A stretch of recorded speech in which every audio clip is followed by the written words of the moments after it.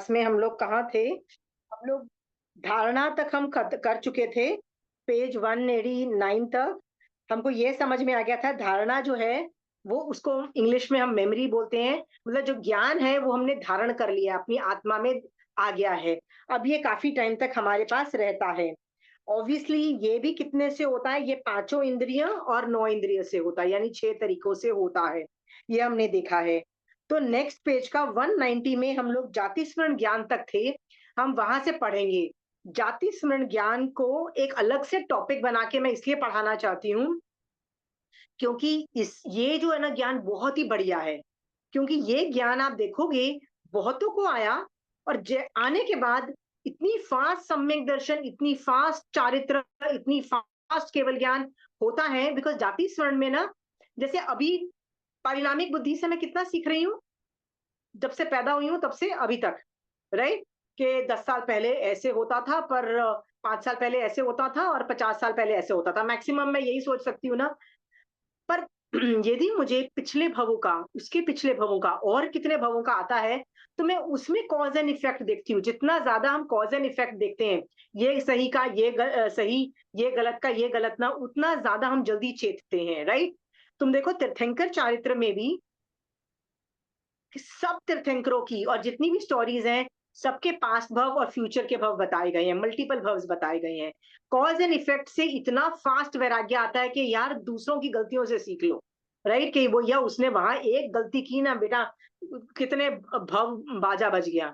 पर एक चीज सही की तो कितने भवों में निकल गया।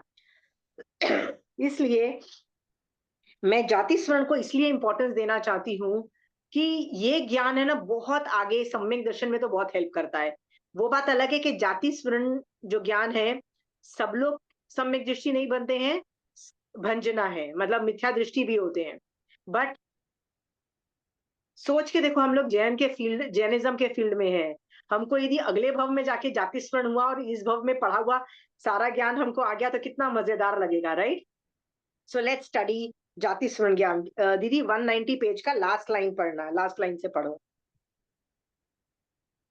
जाति स्मरण ज्ञान किसके अंतर्गत है? जो जाति स्मरण ज्ञान है वह धारणा के तीसरे भेद स्मृति के अंतर्गत है।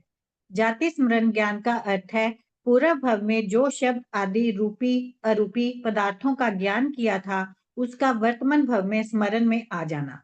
पूरा हम्म, भव स्मरण रूप जाति स्मरण ज्ञान केवल पर्याप्त संगी जीवों को ही होता है। जाति स्मरण से पिछले संगी भव भी ही स्मरण में आते हैं। यदि पिछले लगातार सैकड़ों भव संगी के किए हों तो क्षयोक्षम तीव्र हो, तो जाति स्मरण से वे सैकड़ों भव भी स्मरण में आ सकते हैं। वे भव 900 तक हो सकते हैं, ऐसी एक धारणा है।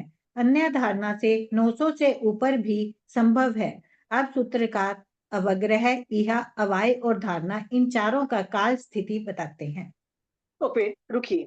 सो मैं ना कंचन आंटी की जो भगवती सूत्र प्रश्न माला है ना, मैं उसको रेफर कर रही हूँ। क्योंकि कंचन आंटी की ये जो किताब है ना, उसके अंदर भी ज्ञान का थोकड़ा मतलब चलता है। सो मैं उसके अंदर से भी ना वो थोड़ा चीजें ले रही हूँ, बहुत अच्छी इंफॉर्मेशन है, तो मैं वहां से भी पढ़ा रही हूँ, ठीक है? So let us study from that. उसमें होता है जाति स्मरण का मतलब होता है, जाति का मतलब होता है जन्म। जैसे आप किस जाति के उद्भव में, तो विनीता जी बोलेगी मैं पंचेंद्रिय मनुष्य,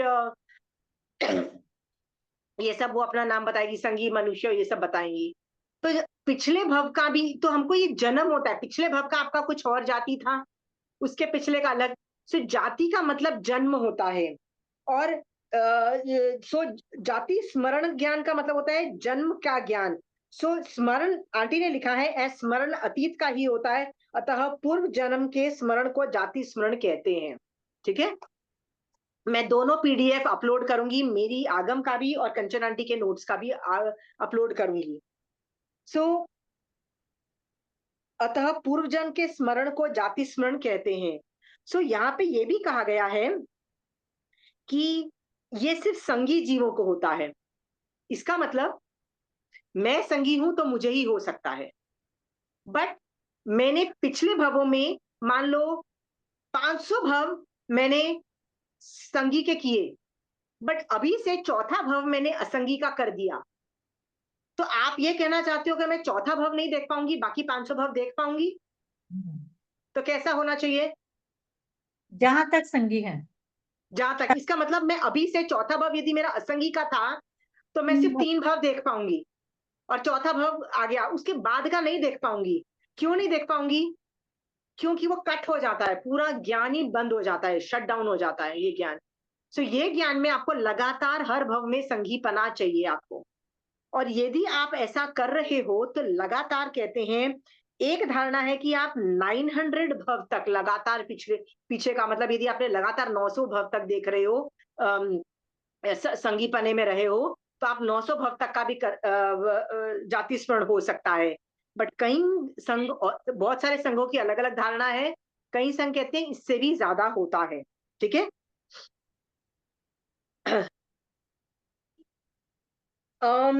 एक और चीज याद रखना, जाति स्मरण जो होता है ना, कोई भी ज्ञान कभी भी प्रकट होगा ना, वो शुभ लेशा में ही होगा।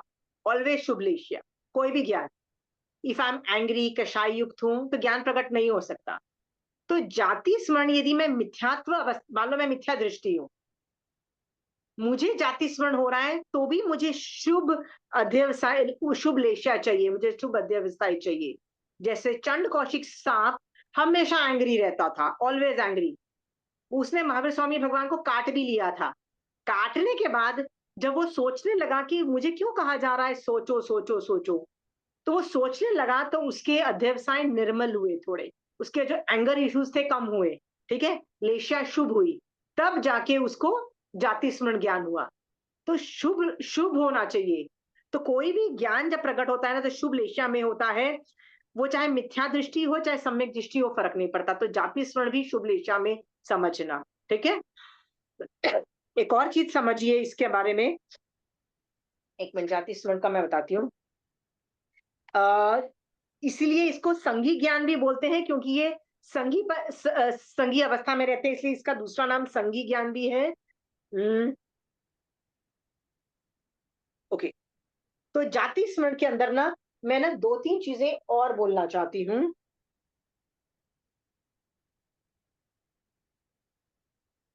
जाति स्मरण ज्ञान मैक्सिमम असंख्यात काल तक रहता है, असंख्यात काल। राइट। भव सिर्फ 900। मान लो मेरे भव कितने हैं, मैं देख रही हूं तो 900 भव मैक्सिमम देखूंगी। बट काल जो है ना, वो असंख्यात काल का ही होगा, अनंत काल का नहीं होगा, याद रखना। राइट। असंख्यात अनंत में नहीं जाएगा, ये असंख्यात काल ही होगा। जाति स्मरण ज्ञान में 14 पूर्वों का ज्ञान भी हो सकता है क्या? हाँ, ऐसा हो सकता है? चंचल अगर जी पिछले मना कर रही है, चंचल जी बताइए। हाँ। नहीं हो सकता। क्या? नहीं हो सकता। 14 पूर्वों का ज्ञान नहीं हो सकता? ठीक है। इसीलिए आप जैसे लोगों को हमेशा के लिए याद दिलाने के लिए ना, मैं एक और आगम रेफर कर रही हूँ, ज्ञाता धर्म कथान। ठीक है। ज्ञाता धर्म कथान के अंदर 14वां अध्ययन के अंदर एक स्टोरी आती है तेतली पुत्र नाम की। ठीक है। तेतली पुत्र एक ऐसा आदमी था जो एक कंट्री के राजा का मंत्री था, जो महामंत्री होता है ना। बट बात ये नहीं थी कि वो मंत्री था, वो बहुत ही अच्छा नेक इंसान था, श्रावक था, और बहुत, मतलब जैसे बोलते हैं ना, कई लोग होते हैं ना बड़े डिसेंट होते हैं, वो बंदा बहुत डिसेंट था। ही फॉल्स इन लव, इसकी इस बंदे की है ना लव मैरिज होती है। वो कभी जा रहा होता है, तो वो, मैं स्टोरी शॉर्ट में बोल रही हूँ कि मुझे एंड का स्टोरी पढ़नी है आपके साथ। तो वो रास्ते में कहीं जा रहा था, तो वो एक कोटिला नाम की लड़की देखता है, वो किसी और, she is from a good house everything, वो उसको, ही स्टार्ट्स लाइकिंग हर, तो वो मैसेज भेज के उससे उसका हाथ मांगता है और उससे शादी होती है। So this is one evidence to show love marriages were prevalent even on those times, even with rich people, nice people, good human beings, चरम शरीरी जीव भी लव मैरिज कर रहे हैं, just to prove a point. ठीक है। फिर क्या होता है, पोटीला और उसकी शादी हो जाती है, बट पोटीला जो कि बहुत सुंदर भी होती है, उसका एक रूल होता है कि मैं जब भी बुलाऊं ना, तुमको आना पड़ेगा, मतलब you have to attend to me. तो तब उसने बोला ठीक है भैया, इतना क्या बड़ा इशू है। बट वो थोड़ी दादागिरी भी मारती थी, होता है ना कई वाइफ्स बड़ी दादागिरी मारती हैं हस्बैंड्स पे। अब सोच के देखो, वो मंत्री है कंट्री का, महामंत्री, मतलब जब कंट्री को तुम चला रहे हो, राजा कहाँ चलाता है, खुद चला रहे हो। सो एक बार ये भी हो गया, मतलब कि हर बार आना पड़ेगा तुमको, तो वो नहीं आ पाए तो भी मुसीबत है। पहले की स्टोरी बता दूं, वहां का जो जिस कंट्री का ये मंत्री था ना, वो राजा बहुत ही बुरा था, इतना बुरा था कि वो अपने बच्चों को भी मार डालता था, क्योंकि उसको था कि मैं अपने बच्चों को जिंदा रखूंगा ना, तो वो मेरे को मेरे बाद मेरे राजगद्दी पे बैठ जाएंगे। अपने खुद के बच्चों को भी मार डालता था। तो जो अपने बच्चों को मार डालेगा वो कंट्री के प्रजा को क्या करेगा, आप खुद समझ सकते हो, ठीक है। सोचो, इस घटिया राजा का भी मंत्री, जो महामंत्री, कितना अच्छा है। मैंने आपको बताया ना, कई मंत्री इतने अच्छे होते हैं ना, और प्रजा का इतना बाजा नहीं बजने देते हैं, राइट, बचा लेते हैं। तो जब इतना गंदा राजा था ना, तो वहां की रानी ने एक बार तेतली पुत्र को बुलाया और बोला कि तुमको तो पता है राजा अपने बच्चों को भी मार डालता है, तो उत्तराधिकारी कैसे बनेगा। तो इन दोनों की बातचीत हुई, उन्होंने बोला एक काम करते हैं, मेरी वाइफ और तुम एक साथ प्रेग्नेंट जब होगी ना, तो बच्चा पैदा होने पे will exchange the kids, right. और उन्होंने तो सोच के देखो, कौन आदमी अपना बच्चा देगा और राजा का बच्चा को रखेगा, बट वो राजा का बच्चा को रखता है और अपने बच्चे की तरह संभालता है और किसी को पता नहीं लगने देता। सोचो, ये बात सिर्फ रानी को पता है, राजा को पता है, पोटीला को पता है, और किसी को नहीं पता है। क्यों? पता लगेगा तो फिर मर जाएगा वो बच्चा। उस बच्चे को वो पता ही नहीं लगने देता और अपने बच्चे की तरह बड़ा करता है। आगे जाके ये भी होता है कि वो जब राजा मर जाता है और ये बच्चे को फिर वो सबको बताता है कि ये ही राजा का असली बेटा है, इसको ही राजा बनना चाहिए। तो जब उसको राजगद्दी मिलती है, मतलब उसके बच्चे को, तो उसकी जो रानी होती है ना, वो हमेशा बोलती है अपने बेटे को कि देख, तेतली पुत्र ने तेरे को बाप बन के पाला है, ठीक है, पूरा क्रेडिट उसको देना। वो महामंत्री नहीं समझ के, उसको पिता तुल्य समझ के पूरी रिस्पेक्ट देना। ऐसा कहीं ना फील हो उसको कि 19-20 भी कुछ कमी है, मतलब सब कुछ दे देना उसके लिए, उसने तेरे लिए सब कुछ किया है। तो रानी भी बहुत अच्छी थी उस कंट्री की, तो उसने बहुत अच्छे तरीके से राजा, मतलब वहां के उत्तराधिकार को बनाया, और तेतली पुत्र ने उसको संभाला।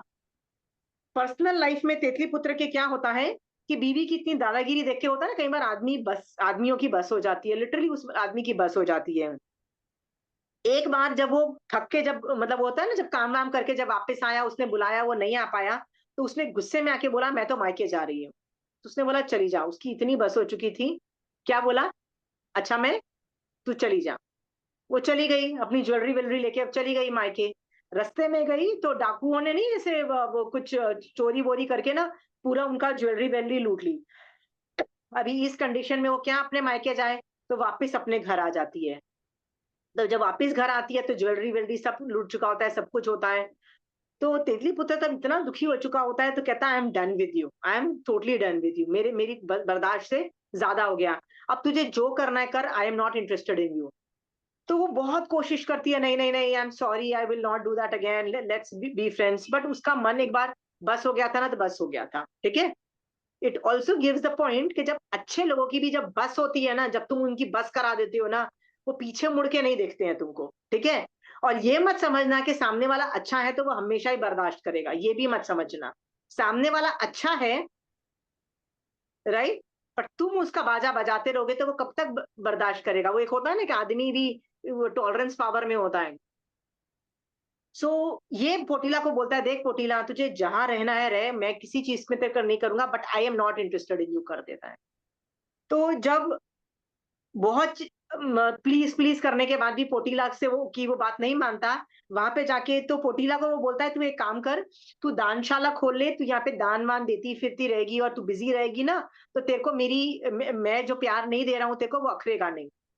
ये बात का एग्रीमेंट हो जाता है और वो दानशाला चलाती है, पर उसको मजा तो नहीं आ रहा होता लाइफ में। एक बार वहां पे एक मारासा का होता है ना, मारासा तो आते जाते रहते हैं। तो जब वहां पे साध्वी जी आई, तो ये साध्वी जी को जाके अपनी प्रॉब्लम बोल रही थी, तो साध्वी जी क्या बोलती हैं, sorry we don't listen to issues like तुम husband wife issues, please we can't handle it, हमारी तो बस हो गई थी इसलिए तो हमने दीक्षा ली, तुम भी ले लो। उसको वो पूरे चातुर्मास में जैन धर्म श्रावकपना पूरा सिखाती है। पोटीला को इतना अच्छा लग जाता है कि पहले पोटीला श्राविका बनती है, फिर वो बोलती है कि मैं तो दीक्षा लेना चाहती हूँ। तो वापस तेतली पुत्र के पास आती है और बोलती है मुझे दीक्षा की अनुमति दो। तो कहता है मैं दे तो दूंगा, पर इस शर्त पे कि मोस्ट प्रोबेबली जब तेरी डेथ पहले होगी ना, तो तू देवलोक में जाएगी। जब तू देवलोक में जाएगी ना, तो मुझे आके प्रतिबोध देना, क्योंकि मेरे को ना वैराग्य नहीं आ रहा। मतलब अंदर से मन ही नहीं कर रहा कि संसार बेकार है, इसको छोड़ो और मतलब निकल लो, संसार से को छोड़ दो। तो तू मुझे आके ना वैराग्य मेरे अंदर जगाना, ये डील होती है दोनों में। तो कहते हैं ठीक है, मैं ये डील रखूंगी, और वो दीक्षा लेके चली जाती है। बहुत अच्छी धर्म की साधना करती है पोटीला, और मर के देवलोक में उत्पन्न होती है। पर उसको अपना प्रॉमिस याद आता है, वो वापस आती है और इसको प्रतिबोध देती है। प्रतिबोध भी बड़े इंटरेस्टिंग तरीके से देती है। वो जब आके प्यार से बात करने की मतलब करती है, तो ऑब्वियसली कोई क्या सुनेगा। तो वो सोचती है कि लोगों को वैराग्य ना नेगेटिव चीजों में ज्यादा आता है। तो जानबूझ के वो क्या करती है, अपनी वैक्रिय से वो ऐसी सिचुएशन कर देती है कि जब राजा राज दरबार में जाता है ना, तो वो देखता है कि राजा उठा ही नहीं। क्योंकि जनरली कब क्या होता है, तितली पुत्र घुसता है ना राज दरबार में, तो राजा खुद खड़ा हो जाता है। मैंने आपको बोला था ना, उसने पाल पोस के उसको अपने बाप की तरह ट्रीटमेंट मिलती है, कि इतना बढ़िया उसको मतलब सब कुछ एक्सेस होता है। तो हर बार इतनी इज्जत की आदत थी कि राजा तक खड़ा हो जाता था जब वो राज दरबार में घुसे तो। और आज का ये हालत हो रखी थी कि जब वो घुसा, तो राजा ही नहीं उठा, सब लोग मुंह फेर रहे हैं, कोई मुंह मतलब इस तरह से पता लग गया कि समथिंग इज रॉन्ग। तेतली पुत्र को समझ में आ गया समथिंग इज रॉन्ग। वो वापस आता है, उसको वैराग्य आता है। उसके आगे की स्टोरी मैं आपको पढ़ के दिखा रही हूँ, मुझे जाति स्मरण ज्ञान और उसका इफेक्ट दिखाना है आपको। ठीक है, so I am reading from the आगम्स।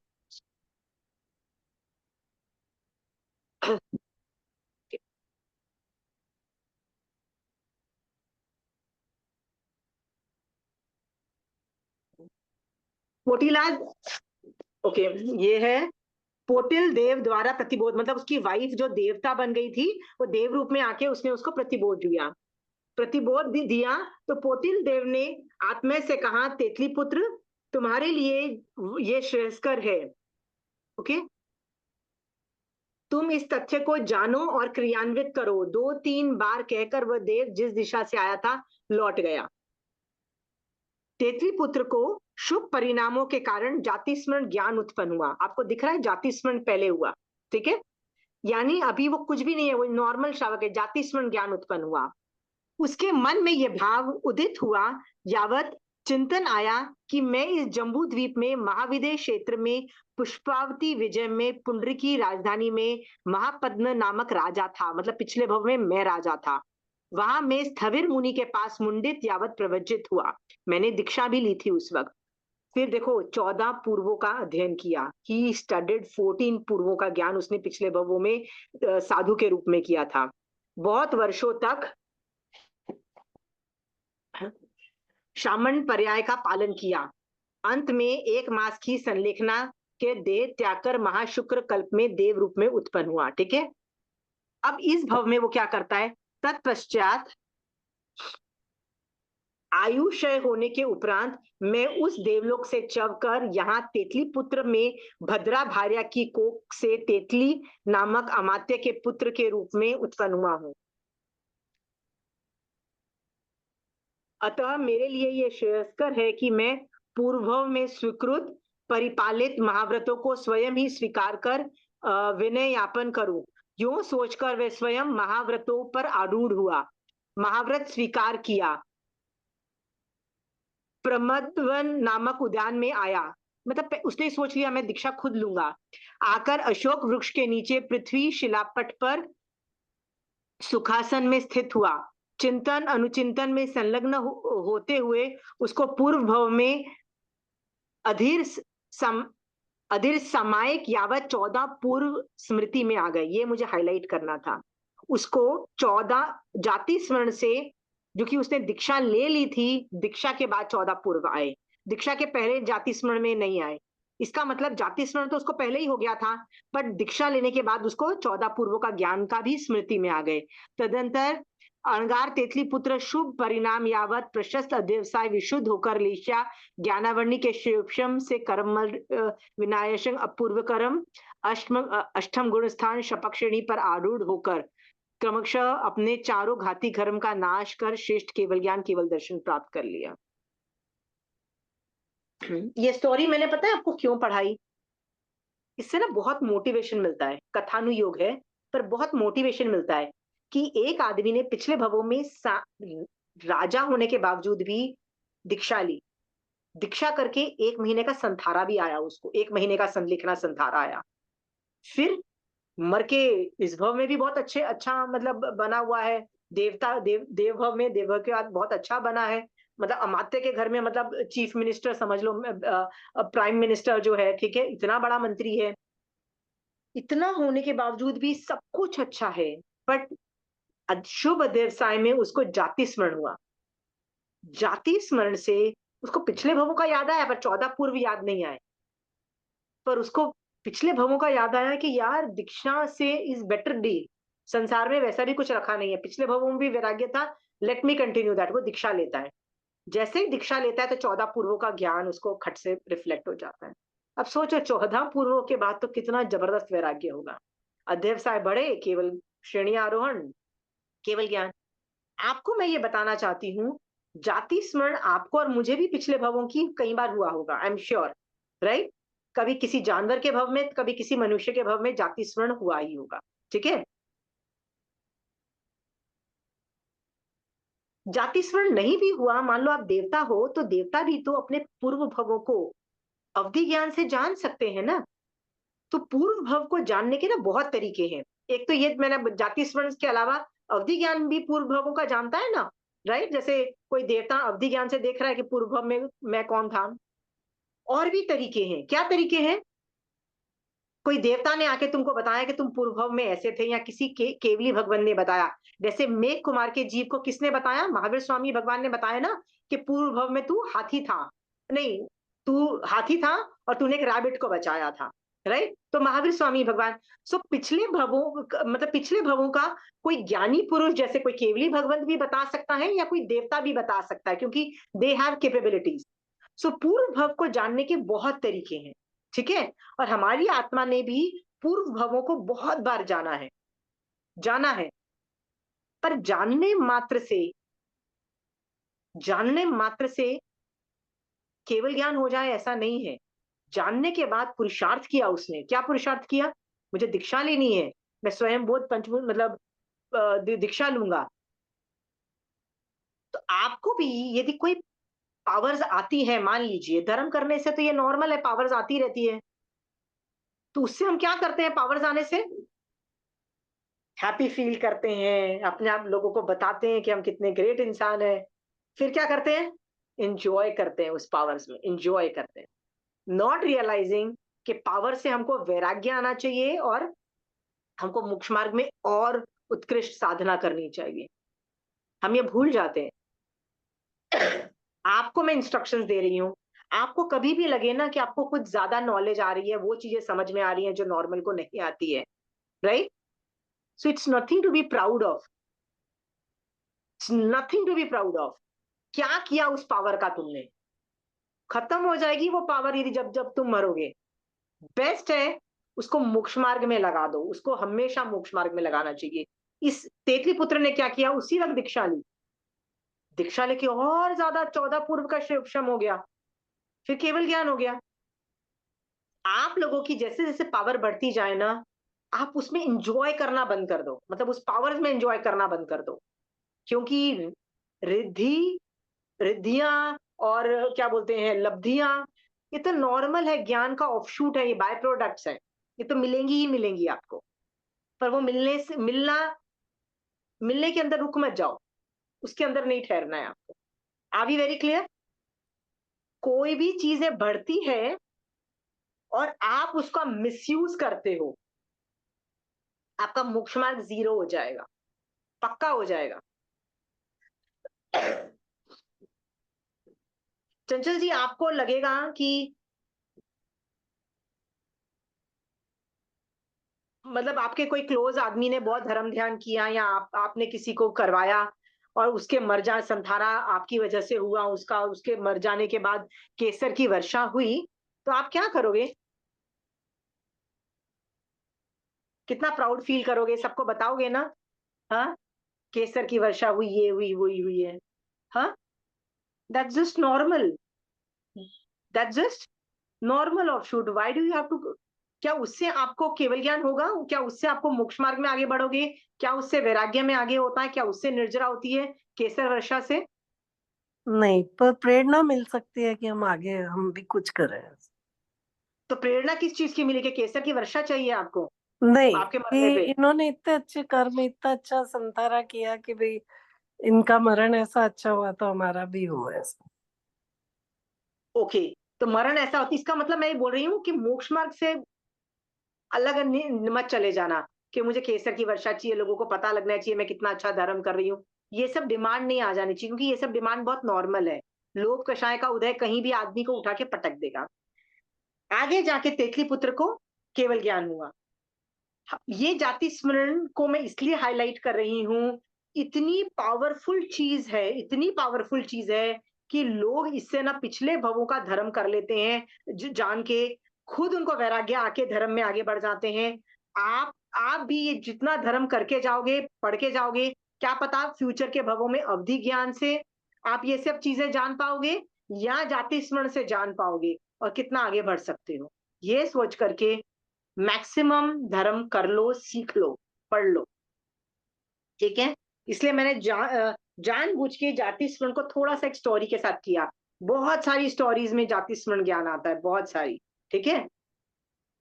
मैं सोच रही थी वो जो व्रत स्वामी की स्टोरी में भी जाति स्मरण आता है, बहुत सारी चीज़ों में आता है। जितनी स्टोरीज़ जिसमें आता है ना, आप उनकी एक बार स्टडी करना, एंड यू विल रियलाइज़ कैसे उन्होंने वंडरफुल तरीके से उस नॉलेज को यूज़ किया फॉर सम्यक दर्शन एंड फॉर मोक्ष मार्ग, राइट? और हम लोग क्या करेंगे? खड्डे खोदेंगे कि मैंने पिछले भव में मैं क्या थी, वहां जाके इन्वेस्टिगेशन करेंगे। इन्वेस्टिगेशन करने से क्या मिल जाएगा? क्या मिल जाएगा इन्वेस्टिगेशन करने से? मान लो आपको पिछले भव की माँ मिल गई, पिछले भव का गड़ा हुआ सोना मिल गया, पिछले भव का वो मिल गया, ये भी आप कर सकती हो ना जाति स्मरण से। जाति स्मरण में तो ये भी इंफॉर्मेशन आएगी ना कि पिछले भवों में आप जब कितने अमीर थे और आपने सोना कहाँ गाड़ा था और आपके बच्चे कहाँ हैं, आप वहां जाके सब कुछ प्रूव करके ये भी सब कर सकते हो। You decide what you want to do, ठीक है? चलिए, जाति स्मरण का मैंने बस इतना इसलिए बता दिया था कि उत्कृष्ट 14 पूर्व तक का ज्ञान का सूक्ष्म जीव कर सकता है जाति स्मरण से, ठीक है? मेरा ये टॉपिक खत्म हो गया जाति स्मरण का। किसी को सवाल है?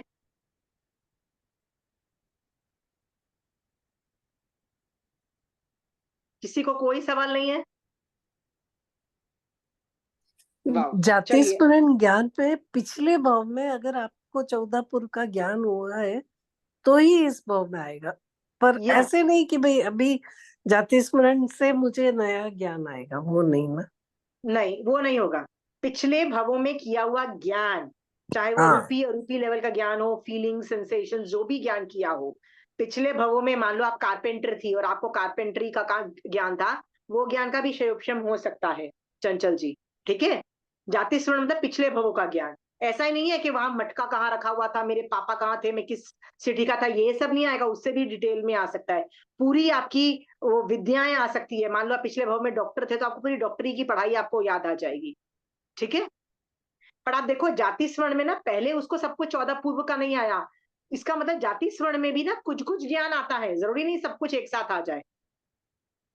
उसको थोड़ा सा आया ज्ञान, पूरा पिछले भवों का आया। फिर जब 14 उसको साधु बनने क्या के नहीं, बाद ही 14 पूरब का ज्ञान साधु बनने के बाद ही आता है, अगर किसी को याद है तो। हाँ, तो इसका मतलब ये भी ये है कि जाति शिष्य स्मरण हुआ को ना, तो उसके बाद थोड़ा ज्ञान आया, थोड़ा ज्ञान तुम्हारा लेवल बढ़ने से फिर और ज्ञान बढ़ा जाति स्मरण का, फिर तुम्हारा लेवल और बढ़ा, अंदर से तुम्हारा लेवल और बढ़ा, तो जाति स्मरण के अंदर और ज्ञान बढ़ गया। ऐसा भी तो दिख रहा है ना, ये भी तो समझने में आ रहा है ना आप लोगों को कि लेवल भी बढ़ रहा है। ऐसा नहीं है कि एक बार जो पूरा ज्ञान आ गया वो ज्ञान आ गया, ऐसा नहीं होता है। जाति स्मरण में भी लेवल ऑफ ज्ञान तुम्हारे पास आते हैं, ठीक है? ओके, सो और कोई सवाल है जाति स्मरण ज्ञान के रिलेटेड? गंधर्वों को भी तो 14 पूरब का ज्ञान पिछले वाला ही याद आ जाता है ना, वो 3 वर्ड सुन के। जरूरी नहीं उन लोगों ने जो जाति स्मरण से नहीं आता है। नहीं, जाति स्मरण नहीं, लेकिन जब वो 3 वर्ड सुनते हैं ना, उपापो चलता है उनके माइंड में, तो पहले वाला कंपलसरी है कि गंधर्व को पहले पिछले भव में 14 पूरब का ज्ञान किया हुआ होता है। या बट उनको जाति स्मरण से आता है ये वर्ड नहीं है। ये जाति स्मरण नहीं है, मेन है कि 14 पूरब का ज्ञान आ जाए। हाँ, पर उनके लिए ऐसा वर्ड्स आते हैं कि ये 3 अक्षर जो उत्पाद, व्यय और ध्रुव के वर्ड बोलने से चिंतन मनन से क्षयोक्षम होता है। ये कहीं नहीं आया कि जाति स्मरण ट्रिगर होता है वहां पे। सो हर आगम में यदि यही, हाँ हाँ, मतलब नहीं होता, लेकिन होता है कि पिछले भवों में किया हुआ होता है उनका 14 पूर्व का ज्ञान। हाँ, वो अलग फैक्टर है। पर आपको एक और भी चीज बता दूं, 14 पूर्व जिसको नहीं है वो भी केवल ज्ञान प्राप्त कर रहे हैं। हाँ, आपको ठीक पता है। है 24 तीर्थंकरों में से कितने लोग, कितने जीव ने, 24 जो हमारे तीर्थंकर हैं उनमें से कितने तीर्थंकरों ने पिछले भवों में 14 पूर्व का ज्ञान किया हुआ था? सिर्फ 2 ही है शायद। सिर्फ एक, ऋषभदेव भगवान। हाँ। ओनली ऋषभदेव भगवान ने पिछले भवों में 14 पूर्वों का ज्ञान किया था। बाकी सारे 23 तीर्थंकर जो थे उन्होंने पिछले भवों में 14 पूर्वों का ज्ञान नहीं किया था, 11 अंग सूत्र का ही ज्ञान किया था। ठीक है।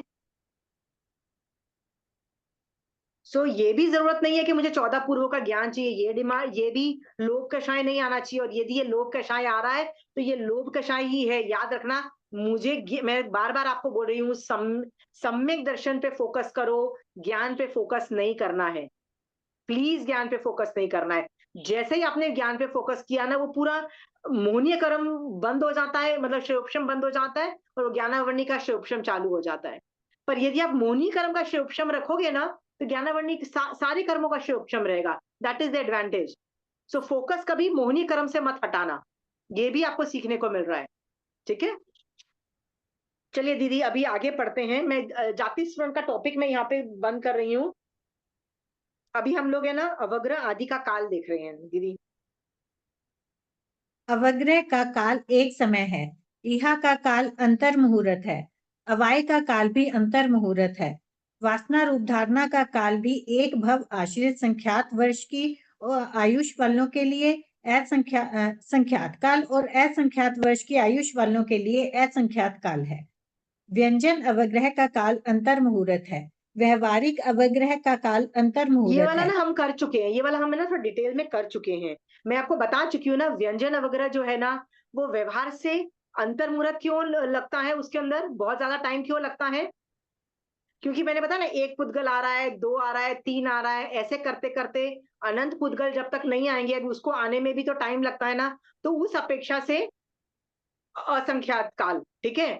पर भर कब जाता है? वो भर जाता है ना जब लास्ट होता है, उसको बोलते हैं व्यंजन अवग्रह, राइट। और नेक्स्ट मोमेंट आ जाता है अर्थवग्रह।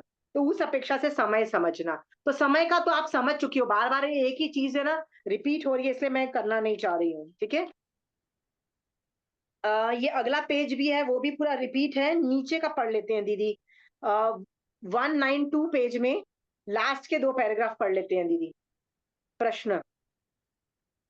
प्रतिबोधक दृष्टांत से व्यंजन अवग्रह की प्ररूपणा किस प्रकार है?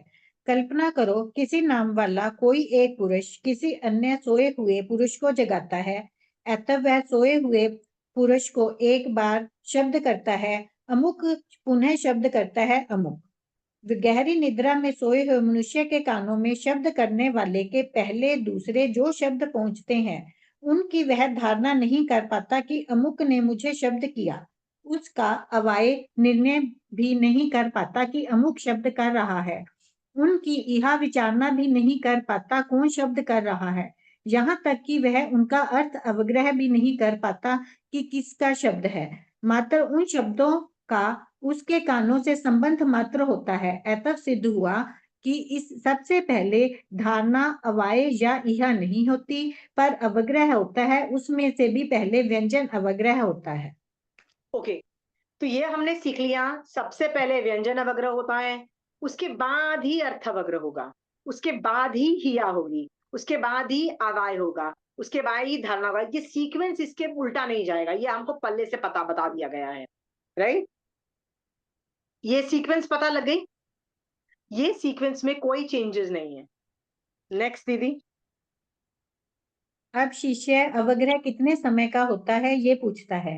इस प्रकार जब प्रज्ञापक आचार्य दृष्टांत दे रहे थे तब प्रश्नाकार शिष्य यूं बोला, क्या एक समय में श्रुत उपकरण द्रव्य इंद्रिय में प्रविष्ट शब्द पुद्गल अर्थ अवग्रह से जाने जाते हैं? 2 समय में प्रविष्ट शब्द पुद्गल अर्थ अवग्रह से जाने जाते हैं? यावत 10 समय में परवृष्ट शब्द पुद्गल अर्थ अवग्रह से जाने जाते हैं, या संख्येय समय में परविष्ट शब्द पुद्गल अर्थ अवग्रह से जाने जाते हैं, या असंख्येय समय में परविष्ट शब्द पुद्गल अर्थ अवग्रह से जाने जाते हैं। इस प्रकार पूछते हुए शिष्य को प्रज्ञापक आचार्य ने यूं उत्तर दिया, एक समय में श्रोत उपकरण द्रव्य इंद्रिय में परवृष्ट शब्द पुद्गल अर्थ अवग्रह से नहीं जाने जाते। 2 समय में परवृष्ट शब्द पुद्गल अर्थ अवग्रह से नहीं जाने जाते। यावत 10 समय में परवृष्ट शब्द पुद्गल अर्थ अवग्रह से नहीं जाने जाते। संख्येय समय में परविष्ट शब्द पुद्गल भी अर्थ अवग्रह से नहीं जाने जाते, परंतु असंख्येय समय में परविष्ट शब्द पुद्गल ही अर्थ अवग्रह से जाने जाते हैं। यही मॉरल ऑफ द स्टोरी है। लास्ट लाइन क्या है? असंख्य समय में प्रविष्ट सब पुद्गल ही अर्थ अवग्रह में जाने जाते हैं। ये समझ में आ गया है आपको? असंख्यात समय प्रविष्ट होता है, काफी पुद्गल घुसते हैं। अब जैसे कान का समझना, वैसे ही नाक का समझना, वैसे ही मुंह का समझना, वैसे ही स्पर्श का समझना। आगे दीदी नेक्स्ट पेज पढ़िए। नेक्स्ट पेज को भी स्किप करिए। ये नेक्स्ट पेज में है, ये प्रतिबोधक दृष्टांत से व्यंजन वगैरह की परूपना है। ठीक है, अभी नेक्स्ट है ना दीदी, ये थर्ड पैराग्राफ जो है ना, उस मल्लक के दृष्टांत से व्यंजन वगैरह की परूपना किस प्रकार है, वो वहां से पढ़िए दीदी। कल्पना करो कि किसी नाम वाला कोई पुरुष, इसमें भी पानी का ही दिया हुआ है, एक एक बूंद जाएगी तो एंड में जब वो भरेगा। ठीक है, सो मैं आपको जस्ट एक एक ना रफ आइडिया दे देती हूँ। एक मट्टी का बर्तन किसी ने बनाया, नया मटका आप खरीद के लाए हो। कभी मटके खरीद के लाते हो तो पहले आप उसको धो देते हो, धोने के बाद क्या करते हो, थोड़ी देर उसको पानी में भीजने देते हो। क्यों भीजने देते हो? वो कर वो ले पानी पानी को को। एब्जॉर्ब करता है, नहीं तो आप पानी डालोगे ना पूरा एब्जॉर्ब, वो थोड़ा सा ना सॉफ्ट रहता है, वो पानी एब्जॉर्ब करेगा, तो उसको पहले पानी में भर लेते हो। तो जनरली क्या बोला जाता है कि एक मान लो मटका तुमने लिया, नया ब्रांड न्यू मटका लिया, तो एक पानी का ड्रॉप गया, वो एब्जॉर्ब हो गया, आपको लगेगा ये तो मटका खाली है। दूसरा बूंद, तीसरी बूंद, चौथे, ऐसे संख्यात बूंद भी जाएगी ना, तब भी वो किसमें समा जाएगी? वो मट्टी के अंदर समा जाएगी, आपको अभी भी लगेगा मटका खाली है। एक टाइम आएगा कि पूरा वो जो अंदर का जो मटका है ना, वो पानी से पूरा रज जाता है मतलब भर जाता है, राइट? उसके बाद जब एक बूंद जब एक्स्ट्रा डालोगे ना, वो आपको दिखेगी कि नहीं देखो ये समा नहीं गई, किसमें नहीं समा गई है, मटके में नहीं समा गई है ये। उसके बाद जब आप पानी भरते हो ना, तो पानी भरेगा मटके में। तो जो पहले जो बूंद, जो उसको बोलते हैं शिकोरा, मतलब शिकोरा का मतलब होता है मटका जो है ना, उसके अंदर जब पहले डाला ना, उसको व्यंजन वगैरह समझना। जब व्यंजन वगैरह जब पूरा जो मटका था वो भर गया पानी से, मतलब पानी से भर गया, मतलब वो मट्टी मट्टी जो ने जब एब्जॉर्ब कर ली, तो एक बूंद जब पहली बूंद दिखने लगी, जो एब्जॉर्ब नहीं हुई, जो दिखने लगी मटके में, उसको अर्थ वगैरह समझना। ठीक है, तो समझ में आ गया ना कि क्या हो रहा है विनीता जी? कहीं भी देखिए, जी। मटका पहले काफी पानी एब्जॉर्ब कर लेता है, देखो आप वो भरेगा ही नहीं मटका, काफी पानी क्या होता है, एब्जॉर्ब करता रहेगा। आप बोलोगे कहाँ गया मेरा पानी? क्या पता एक ग्लास पानी भर के आपने डाला और वो पूरा कहाँ गया पानी? कहाँ गया? वो मटके ने समा गया। तो वो व्यंजन वगैरह समझना, ये दृष्टांत से आपको व्यंजन वगैरह समझ में आ गया। पहला बूंद यावत असंख्यात समय का, जितना जितना पुद्गल आ रहे हैं, ठीक है, जब तक वो भर नहीं जाता। ठीक है, इसीलिए जब मैं आपको धीरे से कुछ बोलती हूँ, तो आप अपने कान ऐसे करते हो ना? क्यों ऐसे करते हो? मैं धीरे से बोल रही हूँ तो आप चाहते हो कि मेरे सारे जो वर्ड, जो पुद्गल जो मुंह से निकले हैं, भाषित हुए हैं, वो सारे के सारे अंदर एक्यूमुलेट हो जाए, नहीं तो आपको सुनाई नहीं देगा। ठीक है, एनीवे, सो यही यही चीज है।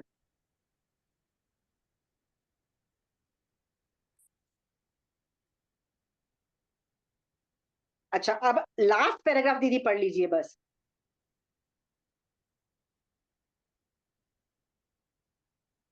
इसी पेज का। हाँ, इसी पेज का लास्ट लास्ट 2 लाइंस पढ़ लीजिए, लास्ट 2 लाइंस। इसी प्रकार जो पूर्वोक्त सोया हुआ पुरुष है, उसे जगाने वाला पुरुष जब अनेक शब्द करता है, वे शब्द उस सुप्त पुरुष के कानों में प्रविष्ट होते होते जब योग्य अनंत शब्द पुद्गलों के द्वारा श्रुत इंद्रिय का व्यंजन अवग्रह पूरा हो जाता है, तब उससे अगले समय में उस सोए हुए पुरुष को एक समय का अर्थ अवग्रह होता है, जिससे वह शब्द को अत्यंत अव्यक्त रूप में जानता है। उससे अगले असंख्य समय में उसे व्यवहारिक अर्थावग्रह होता है। उससे वह कोई शब्द करता है, इस अव्यक्त रूप में शब्द को जानकर कार करता है, परंतु वह स्पष्ट व्यक्त रूप में नहीं जानता कि ये कौन शब्द कर रहा है। शिकोरे ठीक के है दीदी, ठीक है, बस हो गया।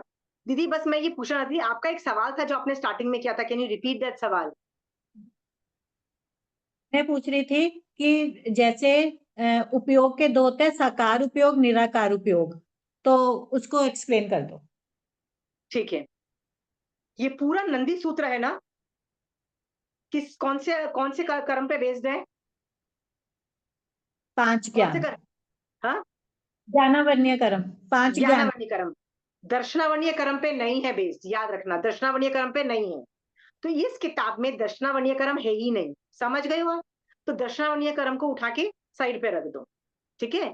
आपने जो सवाल पूछा कि क्या व्यंजन अवग्रह और अर्थावग्रह क्या दर्शन जैसा दिखाई देता है?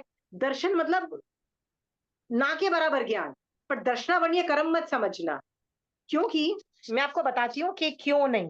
देखिए, मैं ना पढ़ के बताती हूँ। ये कंचन आंटी का एक सवाल है, क्वेश्चन 2438। इसमें लिखा है, मति ज्ञानी मतलब सामान्य से जानता देखता है, ऐसा क्यों कहते हैं? तो आंटी ने इसका बताया है, शतक 8 उदेशक 3 की टीका में अवग्रह और यहाँ को दर्शन रूप एवं आवाय और धारणा को ज्ञान रूप कहा है। इस अपेक्षा से जानना देखना चाहिए। ये दर्शन रूप दीदी आप बोल रहे हो? हाँ जी, हाँ जी, हाँ जी। ये जो दर्शन है ना, दर्शन को सामान्य ज्ञान समझिए, दर्शन को दर्शनावरणीय कर्म मत समझना। दर्शन को सामान्य ज्ञान समझना, दर्शनावरणीय कर्म नहीं है, क्योंकि इस किताब में कहीं भी दर्शनावरणीय कर्म का वर्णन नहीं है। दर्शनावरणीय कर्म कम्स बिफोर ज्ञानावरणीय कर्म हमारे लिए, क्योंकि हम छदमस्त है, ठीक है? तो उसके पैरामीटर्स बहुत अलग हैं। वो वो उपकरण कंट्रोल करता है कि आप जैसे दीदी आपके पास नामकरण आपका आपके आंख को कंट्रोल करेगा कि आपके उपकरण ठीक है कि नहीं है, आपके कान ठीक है, तो नामकरण कंट्रोल करेगा, ठीक है? नामकरण में सब कुछ शुभ हुआ, आप पंचेंद्रिय हुए आप, तो आपके पास कान भी होगा, आंख भी होगी, सब स्पर्श भी होंगे, वो नामकरण देखता है। दर्शनावरणीय कर्म उसकी उसके अंदर 2-3 चीजें और देखता है, ठीक है? पर वो किसको देख रहा है? अभी भी उपकरणों को देख रहा है, क्योंकि उसके अंदर 2 है ना, एक तो चक्षु दर्शनावरणीय और एक अचक्षु, ठीक है? तो उसमें वो उपकरण के लेवल पे ही फंक्शन हो रहा है, वो इससे भी पहले है, ठीक है? दर्शन सॉरी अवधि दर्शन और केवल दर्शन, ठीक है? ये भी उस ज्ञान के का बहुत इनिशियल फेज है। तो इस किताब में कहीं भी दर्शन का वर्णन आता ही नहीं है, दर्शनावरणीय कर्म का। सो इसमें कभी भी कंफ्यूज मत होना। तो आपका नेक्स्ट सवाल होगा, पर दर्शन इससे पहले आता है, व्यंजन वगैरह के पहले भी बहुत कुछ होता है क्या? ऑब्वियसली होता है। पहले तो नामकरण ही आपका नहीं होगा ढंग का, तो आप क्या ये सब चीजें कैसे ग्रहण करोगे बताइए? अब पंचेंद्रिय नहीं होगे तो कान में कैसे सुनोगे बताओ? आँख से कैसे, मतलब नाक से कैसे करोगे? आप एकेंद्रिय हुए तो? तो नाम कर्म चाहिए, दर्शनावरणीय कर्म चाहिए, अंतराय कर्म का क्षोभशम चाहिए, मोहनीय कर्म तो होता ही होता है, मतलब छदमस्त है तो। सारे कर्म और चाहिए दीदी। हम दूसरे कर्मों का यहाँ पे कहीं वर्णन नहीं आ रहा है, यहाँ पे सिर्फ ज्ञानावरणीय कर्म का वर्णन आ रहा है। ठीक है? सो यहाँ पे कभी भी दर्शन वर्ड यूज़ हो, तो समझना दर्शन मतलब वो क्या बोलते हैं, अव्यक्त, वो जहाँ पे बार-बार अव्यक्त रूप से जानना वर्ड यूज़ हो रहा है, वो आभास रूप समझना, पर दर्शनावरणीय कर्म मत समझना। ठीक है दीदी? ठीक है। निराकार निराकार उपयोग। हाँ, निराकार उपयोग नहीं है, क्योंकि निराकार उपयोग और दर्शनावरणीय कर्म एक ही चीज़ है, वो पर्यायवाची वर्ड है, तो ये निराकार उपयोग नहीं है। ठीक है? अब हम लोग शकोरे वाला हो गया, यह आदि का स्वरूप हम देख रहे हैं। ये भी सेम ही है कि पहले अवग्रह फिर या वाय धारणा वही है। ठीक है, पर क्रम। इसमें ना मैं ना आगे जाके दी मैं शॉर्ट करूं तो मैं एक चीज आपको बता दूं तो आप लोग खुद पढ़ लोगे ये वाला। मैं एक चीज पढ़ाना चाहती हूँ बस इसमें, ये क्योंकि ये पूरे मैटर के अंदर एक चीज निकल रही है। क्या जिस चीज का व्यंजन अवग्रह हुआ, देखो मैं आपको एक मिनट ये इससे बताती हूँ आप लोगों से। ये मैं सवाल पूछती हूँ आप लोगों को। ये पता लग गया पहले व्यंजन अवग्रह होगा, फिर अर्थवग्रह होगा, फिर यह होगी, अवाय होगी, धारणा होगी। मेरा सवाल ये है आप लोगों से, क्या जिस जिस चीजों की व्यंजन अवग्रह हुआ उसका अर्थवग्रह भी होगा, उसका यह भी होगी, उसकी अवाय भी होगी, उसकी धारणा भी होगी? नहीं, क्या सब कुछ? नहीं कंपलसरी नहीं है। Okay, that is your views. Anybody else? Vinita ji आपका क्या व्यूज है? चंचल जी आपके क्या व्यूज है? व्यंजन अवग्रह हुआ तो क्या दूसरे अर्थवग्रह यह अवाय धारणा होगी? होनी ही चाहिए, होनी होगी।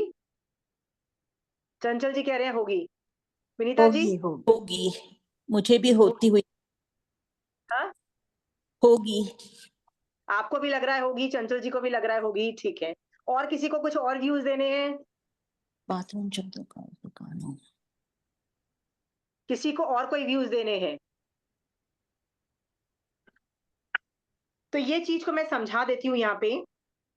प्रति समय सबकी आत्मा, मैं छोड़ के चलो मैं अपने पे एग्जांपल लेती हूँ। मेरी आत्मा कितनी चीजों पे व्यंजन अवग्रह कर रही है?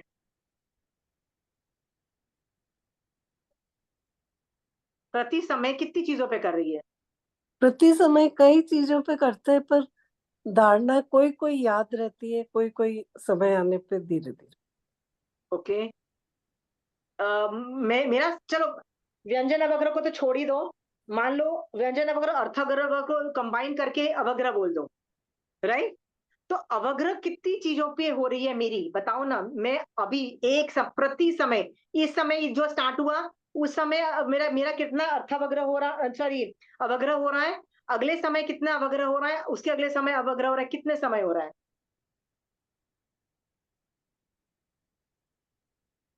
संख्यात अवग्रह होते हैं हर अलग अलग टाइम पे। संख्या कभी जैसे अभी एक चीज का अवग्रह हुआ कि मैंने आपकी आवाज सुनी, फिर दूसरा लगा क्लास चालू हो गई, तीसरा लगा कि आज क्लास में क्या पढ़ा रहे हैं।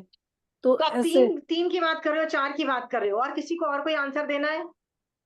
नहीं, अनंत अवग्रह होते हैं, हाँ। लेकिन उसमें से उपयोग किसी पे चलता है। अच्छा, see I will explain to you the whole thing, ठीक है? अब मेरे पे ना एग्जांपल मैं घटित करती हूँ। रिंकी दीदी, कंचन आंटी ने ना वर्ड अनंत वर्ड यूज करने को मना किया है मुझे, क्योंकि मैं भी यही धारणा में थी। क्योंकि मैंने भी ना ये जब मैंने ये टॉपिक सीखा था ना, तो प्रति समय अनंत वस्तु पे अवग्रह ये धारणा सीखी थी मैंने। बट कंचन आंटी बोलती है इसका प्रमाण मेरे को नहीं मिल रहा है, तो अभी अभी के लिए अनंत वर्ड यूज मत करो। पर असंख्यात तो डेफिनेटली है, ठीक है?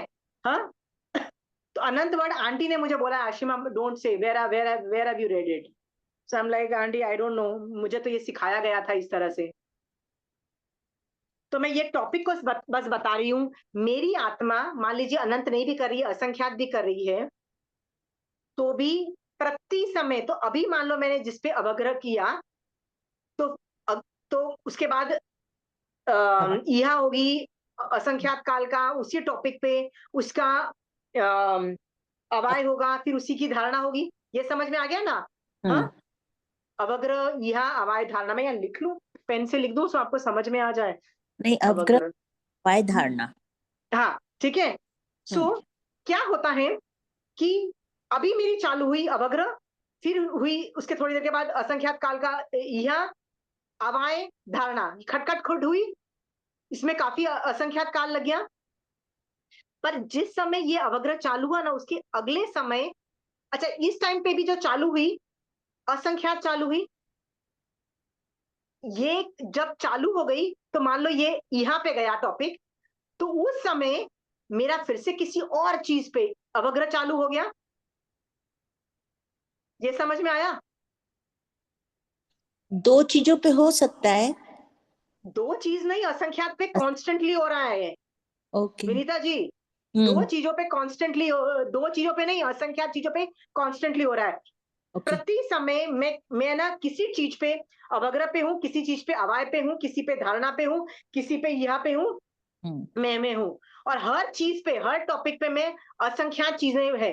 मान लो मैं प्रति समय असंख्यात चीजों पे यहा कर रही हूँ, असंख्यात चीजों पे मैं अवाय अब कर रही हूँ, और असंख्यात चीजों पे मैं अवग्रह कर रही हूँ। ये असंख्यात पे मैंने बताया ना, मैं अनंत अनंत पढ़ के आई थी मारासा से, और कंचन आंटी ने बोला आशिमा अभी तक अनंत को वेट करो, अनंत वर्ड यूज मत करो, ठीक है।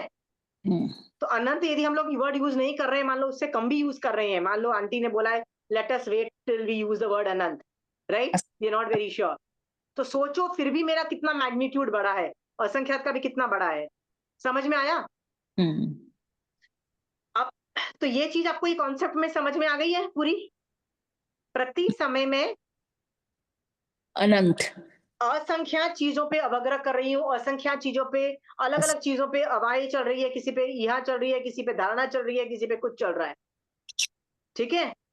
और हमने पहले भी देख चुके हैं कि कई बार अवग्रह यह अवाय के बाद फिर से वो वापस अवग्रह, वही चीज अवग्रह बन जाती है व्यवहार में। तो एक ही स्टिमुलस पे यदि मान लो बहुत सारी यह बन गई है, सॉरी बहुत सारी अवग्रह बन गई है, तो उसकी भी अवाय यह अवाय धारणा चलेगी, सबकी चलेगी। ये समझ में आ गया? कितनी सारी चीजों पे साइमल्टेनियसली हो रहा है। आपको एग्जाम्पल के तौर पे मैं बताती हूँ, आप सामायिक में मेरे सामने बैठे हो, हम दोनों सामायिक कर रहे हैं, आप मेरी बात सुन रहे हो, आपका पूरा उपयोग मैं जो बोल रही हूँ उस पे है, ठीक है, क्योंकि हम दोनों सामायिक में बैठे हैं सामने सामने। पर आपको क्या बाहर कमरे में यदि किसी ने कुकर में कुछ जला दिया है, स्मेल नहीं आएगी? आपका ध्यान नहीं विचलित होगा? अचानक नहीं होगा कि कुछ हुआ?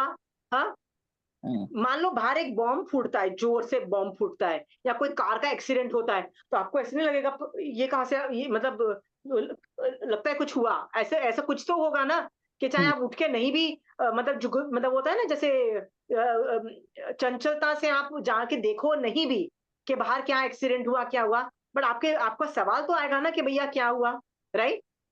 और मच्छर काटेगा तब भी महसूस। मच्छर काटेगा, वेरी गुड, राइट, आपको याद है, राइट। और हाँ, आपको याद रहेगा कि यार अगली बार है ना, मैं इसको मेमोरी में रखती हूँ, मैं अगली बार है ना मच्छर वाली क्रीम लगा के जाऊंगी, राइट, या कपड़े ऐसे पहन के जाऊंगी कि चुन्नी अपने पैरों पे कवर कर लूं और गले में कवर कर दूं, ठीक है। फिर एक खिड़की खुली और खिड़की से इतनी ठंडी हवा आई, यार मैं तो अगली बार से शॉल भी लाऊंगी, साला यहाँ तो ठंडी के मारे जान निकल जाती है, तो मैं यहाँ पे अगली बार शॉल भी लेके आऊंगी। पर आप तो मेरी बातें सुन रहे थे ना विनीता जी? हाँ, जी, और विनीता जी, इस बीच मान लो आपको बाथरूम जाना पड़ गया तो? हाँ, बिल्कुल हाँ। बाथरूम जाना पड़ा तो क्या होगा? मतलब आपकी आत्मा आपकी बॉडी के अंदर भी मॉनिटर कर रही है, ऐसा नहीं है बाहर के बाहर को मॉनिटर कर रही है।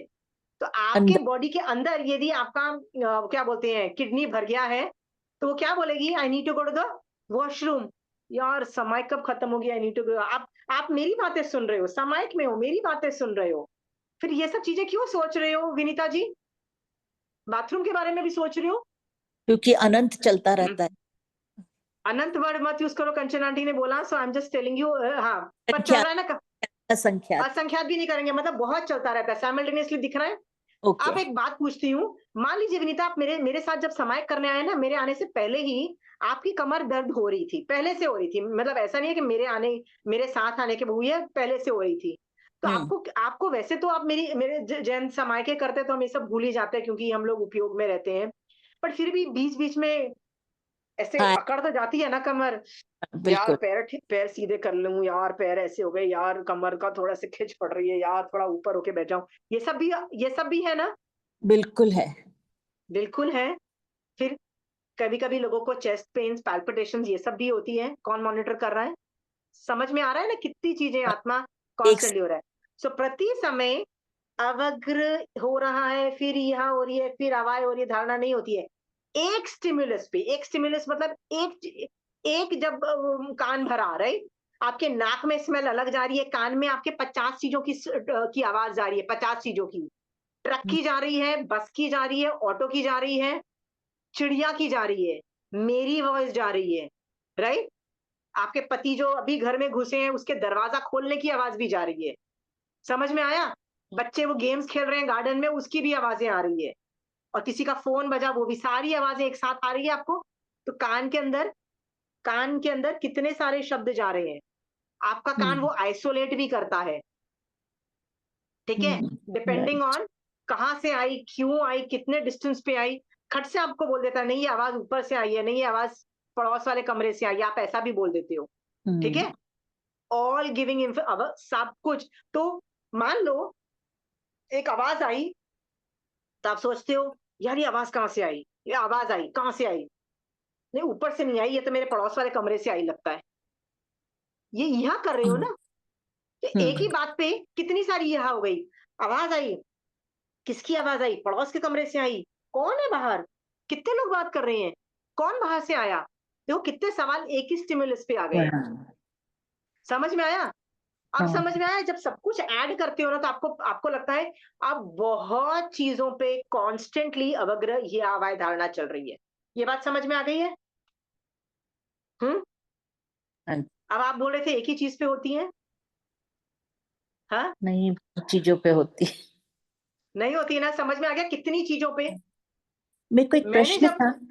मैंने जब सीखा था ना, तो मैंने अनंत वर्ड सीखा था। प्रति समय आत्मा अनंत चीजों पे अवग्रह या अवय धारणा करती है, ऐसे मैंने सीखा था मारासा से। बट अगेन जब Kanchan aunty is more a thorough technical person, so she knows how to she says okay wait, but still उस वो जो जो थिंग्स है ना, वो बहुत बड़ा रेंज है, छोटी रेंज नहीं है, ठीक है। संख्यात तो मत समझना, ज्यादा ही होगा। और सवाल पूछिए विनीता जी। मेरे को पूछना था, जैसे हम सुन रहे हैं, 4-5 आवाजें सब आ रही है, सुन रहे हैं, और साथ में हमारा आप समायिक करवा रहे हो मुझे या प्रतिक्रमण करवा रहे हो, पर मेरा दिमाग भी कहीं और चलता रहता है, हाँ तो हाँ उसको क्या कहेंगे? वो कैसे? हाँ, तो मल्टीपल चीजें पे अवग्रही अवय धारणा हो रही है ना। अच्छा, मतलब मेरे कुछ, हाँ, ओके। मल्टीपल चीजों पे अवग्रही अवय धारणा हो रही है। देखो हम लोग है हम्म। ना, मन को ना बड़ा गंदे तरीके से हम लोग हमेशा ना सिखाया जाता है बचपन से कि है ना, मन जो है ना बड़ी गंदी चीज है, मन बड़ा चंचल है, मन भटकता है, मन सामायिक में भी ना इधर उधर भागता है, मन को वश में करो। मन को ना हम लोग ने ना गंदा समझ के ना गाली देके बिठा देते हैं हम लोग जनरली, राइट। हम लोग मन को गंदा ही समझते हैं ना, बट ऐसा है नहीं। मन के ना पॉजिटिव कॉनोटेशन भी है। मन है ना बहुत इंफॉर्मेशन देता है तुमको। भूख लगती है ना, तो तभी मन करता है मैं कुछ खाऊं, राइट। अभी पेट भरा होता है तो मन करता है मैं खाऊं। नहीं। तो मन क्या इंफॉर्मेशन दे रहा है कि भाई मुझे पेट खाली है भैया, खाना दो। फिर मन करता है मैं पानी पीऊं। मन क्यों कर रहा है, मन क्या बोल रहा है, डिहाइड्रेशन हो रही है भैया, पानी दो मुझे। तो मन है ना हमेशा नेगेटिव कॉनोटेशन में नहीं है। मन बहुत स्ट्रेंथ है। मन is very very powerful thing, जो तुम्हारा बहुत अच्छा फ्रेंड बन सकता है, राइट। पावरफुल स्ट्रेंथ देखे ना तुमको कहां से बहुत आगे निकाल के लेके जा सकता है मन, ठीक है। इसीलिए कहते हैं ना कंट्रोल्ड किया हुआ मन, जिसको हम बोलते हैं कंट्रोल किया हुआ मन, केवल ज्ञान तक ले जा सकता है तुमको। और फिर भागता हुआ मन, तो वही मैंने बोला ना, मन को सिर्फ गालियां देते फिरते रहते हो। मन बहुत अच्छी चीज भी है, समझ में आया। तो मन यदि भाग रहा है इधर उधर, तो वो भी अपना काम कर रहा है ना। क्यों भाग रहा है, क्यों भाग रहा है कि मुझे ठंडी लग रही है, शॉल होनी चाहिए थी, देखो ना इन्होंने दरवाजे खोल दिए हैं, मच्छर आ जाएंगे, अब रात भर है ना ऑल आउट जलाना पड़ेगा। नीता जी ये सब मन भाग रहा है ना आपका, कोई राइट। पर वो कर क्या रहा है, वो आपके बॉडी को प्रोटेक्ट करना चाहता है। उसको पता था कि 2 दिन पहले किसी ने दरवाजा खोल दिया था, मच्छर सारे घुस गए थे, पूरी रात भर आप ऑल आउट जलानी पड़ गई थी क्योंकि मच्छर घुस गए थे, ठीक है। तो मन आपको क्या कर रहा है, बचाने की कोशिश कर रहा है। मन आपको बोल रहा है देखो कुछ गलत हो रहा है, ठीक है। अच्छा। आपका आपका मन यदि किसी को डांटने को करता है तो कुछ किसी वजह से करता है ना, हाँ, बिल्कुल। राइट। हम्म। मैं आपकी हर बार इंसल्ट करती रहूं विनीता जी, तो मन क्या करेगा आपका, आपका मन भी बुरा जवाब लग देने का मन करेगा ना। जवाब तो नहीं दूंगी, पर बहुत बुरा लगेगा। बहुत बुरा लगेगा, यानी मन को बुरा लगेगा। हाँ। सो जब मन को बुरा लगता है या गुस्सा आता है ना, वो कुछ बोल रहा है तुमको कि मेरे साथ अत्याचार हो रहा है। Okay. So when you get angry ना, that anger, आपका your anger is telling you that something is wrong in the system, fix the system. हमको क्या लगता है, नहीं नहीं क्रोध तो कषाय है, महावीर स्वामी भगवान ने तो कषाय करने को मना किया है, ओ मुझे क्रोध नहीं आना चाहिए। अरे भाई, तो सामने वाले घटिया लोग हैं, तुमको बैठ के गालियां देंगे तो तुमको क्रोध आएगा। उनको बंद करो, उनका मुंह बंद करो। समझ में आया? खुद के कषाय को बंद नहीं करना है, कषाय बंद नहीं कर पाओगे तुम। उनके मुंह बंद करोगे ना, जब उनके मुंह बोलती बंद कर दोगे ना, अपने आप तभी तुम्हारा क्रोध भी खत्म हो जाएगा। समझ में करेक्ट। आया? हाँ सो मन is a very big friend also. आप हमने कभी उसको फ्रेंड के एंगल से देखा ही नहीं है। तो बैठ के गालियां देते हैं, मन चंचल ने, मन बेकार ने, मन मन भटकता है ने, मन को वश में करो, गालियां ही देते रहते हैं मन को। मन can be a fantastic friend. कभी मन करता है ना समाइक करने का? हाँ, कभी कभी आधी रात होती है, नींद नहीं आ रही होती है, मन करता है यार अब भी समाइक पर छक्के बैठ जाओ, मन करता है ना।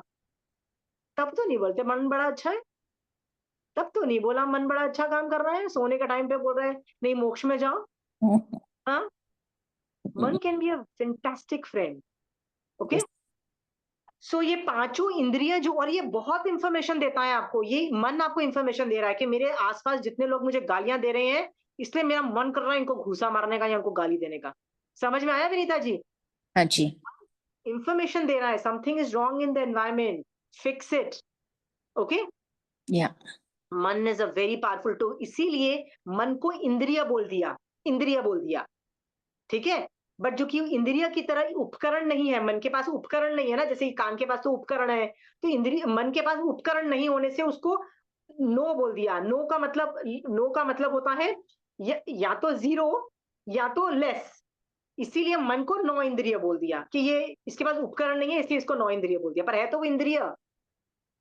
और याद रखना, इंद्रिय का मतलब क्या होता है, इंद्र का मतलब क्या होता है? पहले देवलोक का जो राजा होता है ना, उसको इंद्र बोलते हैं। दूसरे देवलोक का राजा को भी इंद्र बोलते हैं। ऐसा होता है ना, सारे देवलोक के जो अधिपति को इंद्र बोलते हैं, राइट? या इंद्रिय पावर, इंद्रिय पावर है। आप यदि पंचेंद्रिय हो तो you are the most powerful.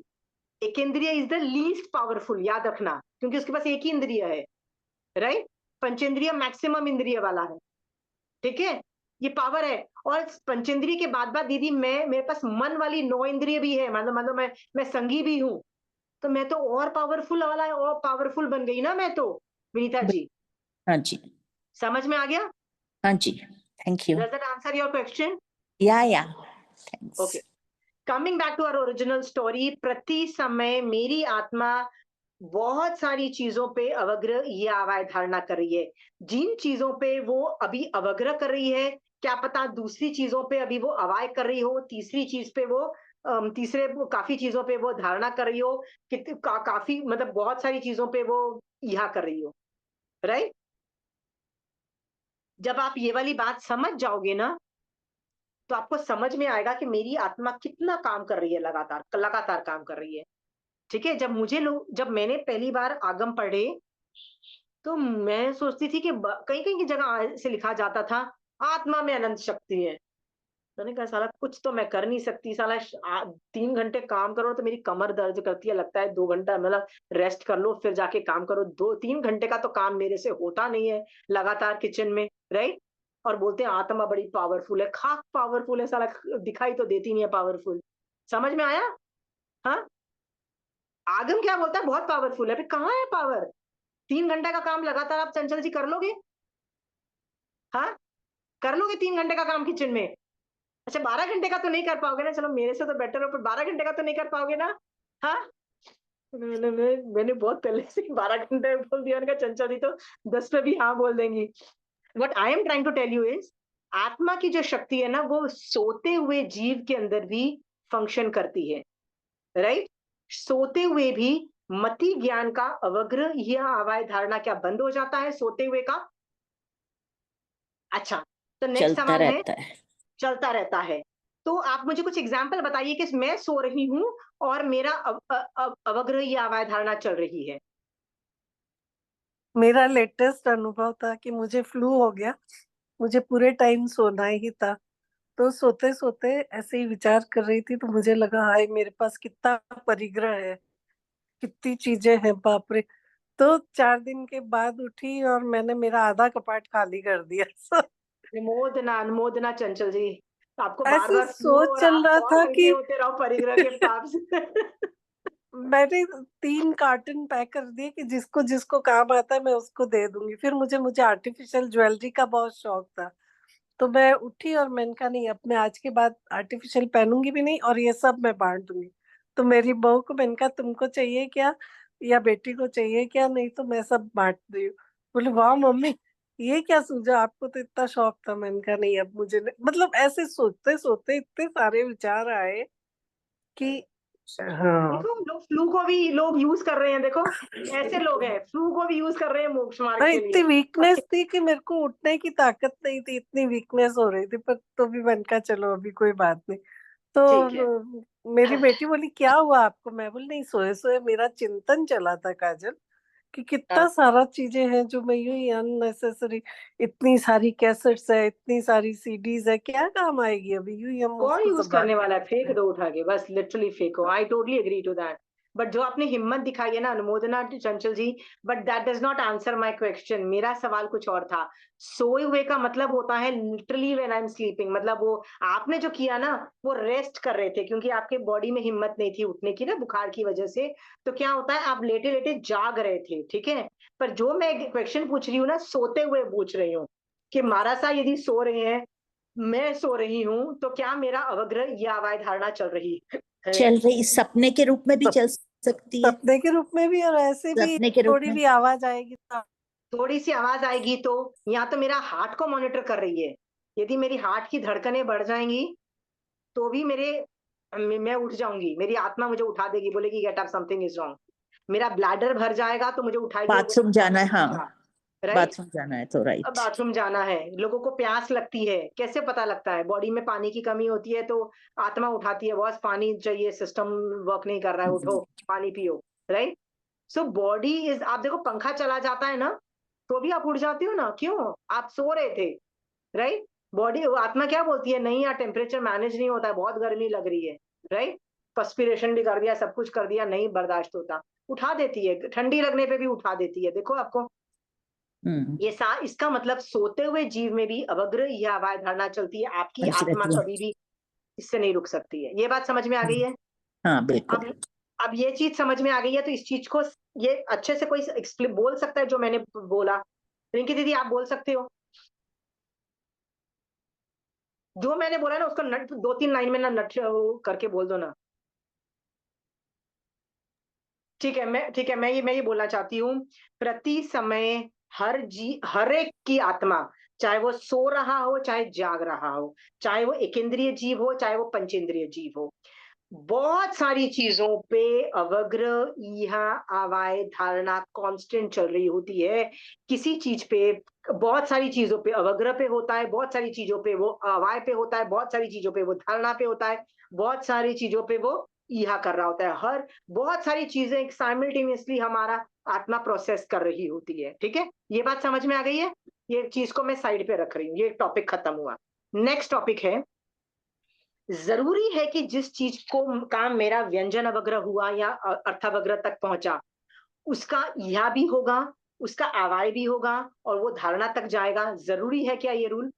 नहीं, नहीं। चंचल जी, विनीता जी। नहीं, जरूरी नहीं है। Very good. इसका मतलब क्या हुआ, मैंने कोई सवाल मेरा आया and then I just said I don't want to think about it, right. और मैंने बीच में से ही उसको यहाँ पे ही निकाल दिया। किसी का यहाँ मैंने किया पर अवाय पे आके I decided not to do go further, और किसी का मैंने अवाय तक गया और मैं धारणा पे बोला I don't want to think about it. Right. जरूरी नहीं है जो अवग्रह से स्टार्ट हुआ वो धारणा तक जाए, मिड में ही चीजें हाफ द थिंग्स गेट बंद, नहीं इंटरेस्ट ही नहीं है भैया। इसीलिए कहते हैं ना उपयोग क्यों नहीं है आपका। मेरे रास्ते पे रोड में से गया गया गाड़ी, रोड पे से गाड़ी गया तो हम्म। अवग्रह तो हुआ ही हुआ, अवग्रह तो हो ही गया ना। पर मैंने हाँ। सोचा ही नहीं क्योंकि मैं आपको पढ़ा रही हूँ, तो यहाँ ज्यादा हुई नहीं, मैक्सिमम थोड़ी यहाँ हुई होगी, या ज्यादा अवग्रह तक तो गया ही नहीं, और करना भी नहीं हुई। धारणा भी नहीं हुई। समझ में आ गया। हम्म। क्योंकि रोज जाती है यार गाड़ियां, रोज जाती है बस, रोज जाती है ऑटो। अब मैं कितना बग याद है, वो आदत बन जाती है सिस्टम को, इसलिए वो बचता रहता है। हमारा सिस्टम क्या जानता है, पर अचानक एक बॉम्ब फूटेगा, बॉम्ब फूटेगा, हाँ तो आएगी पूरी। तो आप तो पूरा अवग्रह धारणा तक जाएगा। अबे यार बॉम्ब फूटा ना, तो क्यों फूटा? तो फिर आप सोचोगे क्या दिवाली है? दिवाली नहीं है तो क्या इंडिया ने किसी क्रिकेट मैच खेली किसी के साथ, राइट?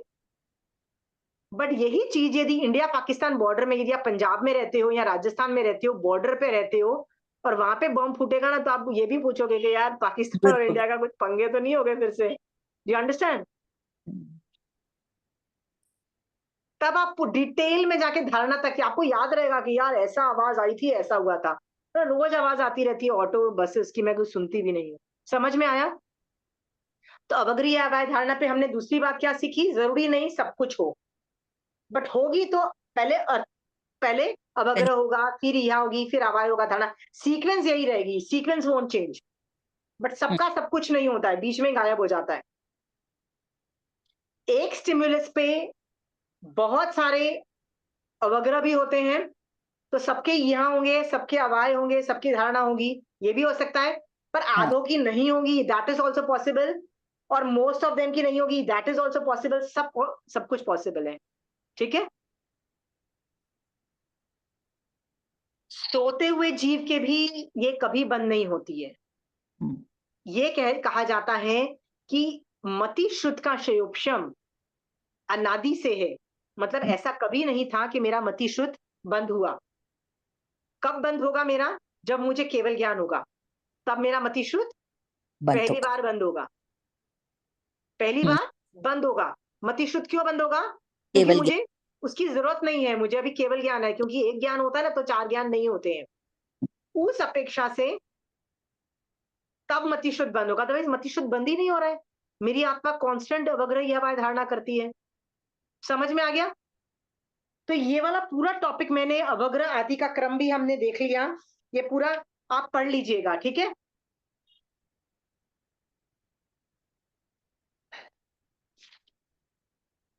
अब मति का विषय, मति ज्ञान का विषय पेज 200। दीदी आप पढ़ सकते हो 200।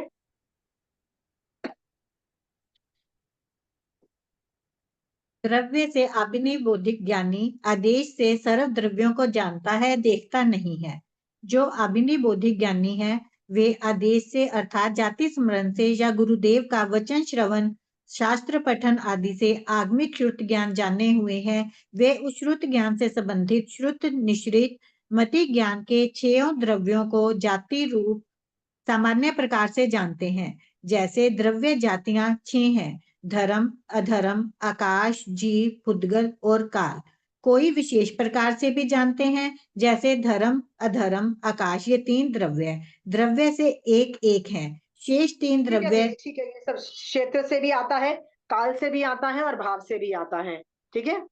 सो भाव से अभिनय बौद्धिक ज्ञान जो है ना, ठीक है, चलो इसका हम पूरा वाइंड अप करते हैं और मति ज्ञान का उपसंहार कर लेते हैं डायरेक्टली, ठीक है। पेज 201। अभिनय बौद्धिक ज्ञान के संक्षेप में अवग्रह, इहा, अवाय और धारणा, ये 4 भेद ही होते हैं।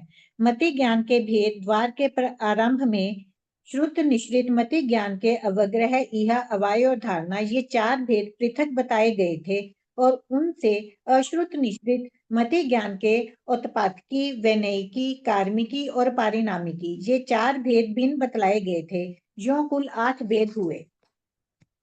ओके, नहीं, भेद वास्तव में अवग्रह, यह अवाय, धारणा इन 4 भेदों से पृथक नहीं है, क्योंकि उत्पादकी, वैनयिकी, कार्मिकी और परिणामिकी, इन बुद्धियों में भी पदार्थ का विषय ग्रहण, विचारना, निर्णय और धारणा होती ही है। अतएव उक्त चारों बुद्धियां भी अवग्रह, यह अवाय, धारणात्मक होने से अवग्रह आदि से अभिन्न है। 4 ओके। मति अभिन्न है का मतलब क्या होता है? अतः उन चार बुद्धियों भी अवग्रह या वाय ध्यान होने से अवग्रह आदि से अभिन्न है, मतलब वो आपस में भी करती हैं। इसका मतलब क्या है? देखो, मैं, मेरे पास कुछ इंफॉर्मेशन आई, तो ऐसा नहीं है कि मैं अवग्रह या वाय धारणा से पूछूंगी क्या करना है, फिर मेरे पास वो इंफॉर्मेशन नहीं होगी, तो मैं चार बुद्धि के पास जाऊंगी और चार बुद्धि मेरे को इंफॉर्मेशन देगी और चार बुद्धि मेरे को, ऐसा नहीं है। चार बुद्धि भी अब में भी अवग्रह या वाय धारणा आपस में होती है, ठीक है। नेक्स्ट दीदी। 4 मति और 4 बुद्धि, जो 8 भेद क्यों किए? सामान्य रूप से मतिज्ञान श्रुत का अनुसरण करने वाला है, किंतु ये चार बुद्धियां ग्रंथ आदि रूप श्रुत का अनुसरण करने वाली नहीं है। इस विशेष बात का ज्ञान कराने के लिए ही सूत्रकार ने पहले मति ज्ञान के श्रुत निश्रित और अश्रुत निश्रित ये दो भेद किए और चारों बुद्धियों को अश्रुत निश्रित में श्रुत निश्रित अवग्रह आदि से भिन्न करके बतलाया। अब सूत्रकार अवग्रह आदि चारों भेदों का अर्थ बतलाते हैं। अवग्रह पदार्थ के ग्रहण को अवग्रह कहते हैं, पदार्थ की विचारना को ईहा कहते हैं। ये ठीक है दीदी, ये पूरा रिपीट है, नेक्स्ट करो। ये काल काल पढ़ लो। काल एक समय है, ईहा का काल अंतर मुहूर्त है, अवाय का काल अंतर मुहूर्त है, धारणा का काल संख्यात काल या असंख्यात काल है।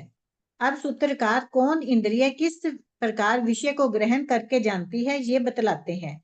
श्रुत इंद्रिय शब्द को मात्र स्पर्श होने पर भी सुनती है, किंतु चक्षु इंद्रिय तो रूप को बिना स्पर्श हुए ही देखती है, और घ्राण इंद्रिय गंध को, रसना इंद्रिय रस को, स्पर्शन इंद्रिय स्पर्श को स्पर्श होने पर हम जानते हैं, ये सब हम जानते हैं। सो लेट्स, ये सब समझ में आ गया है ना। मैंने आपको बताया ना, पुद्गल जा रहे हैं, बस आंख और मन को अलग समझना। ठीक है, नेक्स्ट दीदी। ये पढ़ जो व्यक्ति सम श्रेणी में हाँ। होता है मिश्र पुद्गल सुनता है, किंतु जो विषम श्रेणी में होता है वह नियत रूप से पराघात वासित शब्द पुद्गल सुनता है। जो श्रोता छह दिशाओं में से किसी भी दिशा में यदि वक्ता की सम श्रेणी में रहा हुआ हो तो वह जो शब्द सुनता है वह मिश्रित सुनता है। कुछ वक्ता के द्वारा भाषा वर्गना के भाषा रूप में परिणत करके छोड़े गए शब्द पुद्गल सुनता है, कुछ उन भाषा परिणत शब्द पुद्गलों के प्रभावित होकर शब्द रूप में परिणत शब्द पुद्गल सुनता है। प्रश्न क्यों? उत्तर इसलिए कि वक्ता द्वारा शब्द रूप में परिणत पुद्गल छह दिशाओं में वक्ता की सम श्रेणी में गति करते हुए उत्कृष्ट लोकांत तक पहुंचते हैं और सम श्रेणी में रहे हुए शब्द वर्गना के पुद्गलों को प्रभावित कर शब्द रूप में परिणत करते जाते हैं। जो श्रोता वक्ता की विषम श्रेणी में किसी भी दिशा में रहा हुआ हो तो वह जो शब्द सुनता है वह नियम से प्रभावित शब्द ही सुनता है, वक्ता के द्वारा शब्द रूप में परिणित शब्द पुद्गल नहीं सुनता, परंतु उसके शब्द पुद्गलों से प्रभावित होकर शब्द रूप में परिणित हुए पुद्गल ही सुनता है, क्योंकि शब्द पुद्गल सम श्रेणी में ही गति करते हैं, विषम श्रेणी में गति नहीं करते, परंतु वे विषम श्रेणी में रहे हुए शब्द पुद्गलों को प्रभावित कर शब्द रूप में परिणत करते जाते हैं। जिस प्रकार शब्द पुद्गलों एक मिनट, रुको रुको रुको। ये इसका मतलब जो आपने पढ़ा रिंकी दीदी, वो समझा सकते हो? जैसे हम जो शब्द बोलते हैं वो लोग कान तक जाते हैं, जो सामने भी अगर तो सामने हमारे कोई बैठा है तो उसको डायरेक्ट सुनते हैं, लेकिन अगर कोई साइड पे बैठा है तो लोग कान तक जाते हैं, तो वासित होते हुए पुद्गल सेम पुद्गलों को उसी रूप में करते हैं। ठीक है, तो मैंने इसके अंदर कुछ लिखा है कि धारणेन्द्रिय का जो विषय है वो 9 योजन का ही है। धारणेन्द्रिय मतलब स्मेल का, कहाँ तक स्मेल जाती है। हाँ, धारणेन्द्रिय का विषय मैक्सिमम 9 योजन का है, बट स्मेल 500 योजन ऊपर जाती है बिकॉज ऑफ तरंगित होकर जाए, तो वो तरंगित होके जाती है, जिसको बोलते हैं धक्के मारकर आगे के आगे पुद्गलों तक तरंगित होना। वो धक्के मारते हुए जाती है तो तरंगे आती है, उससे पुद्गल होते हैं।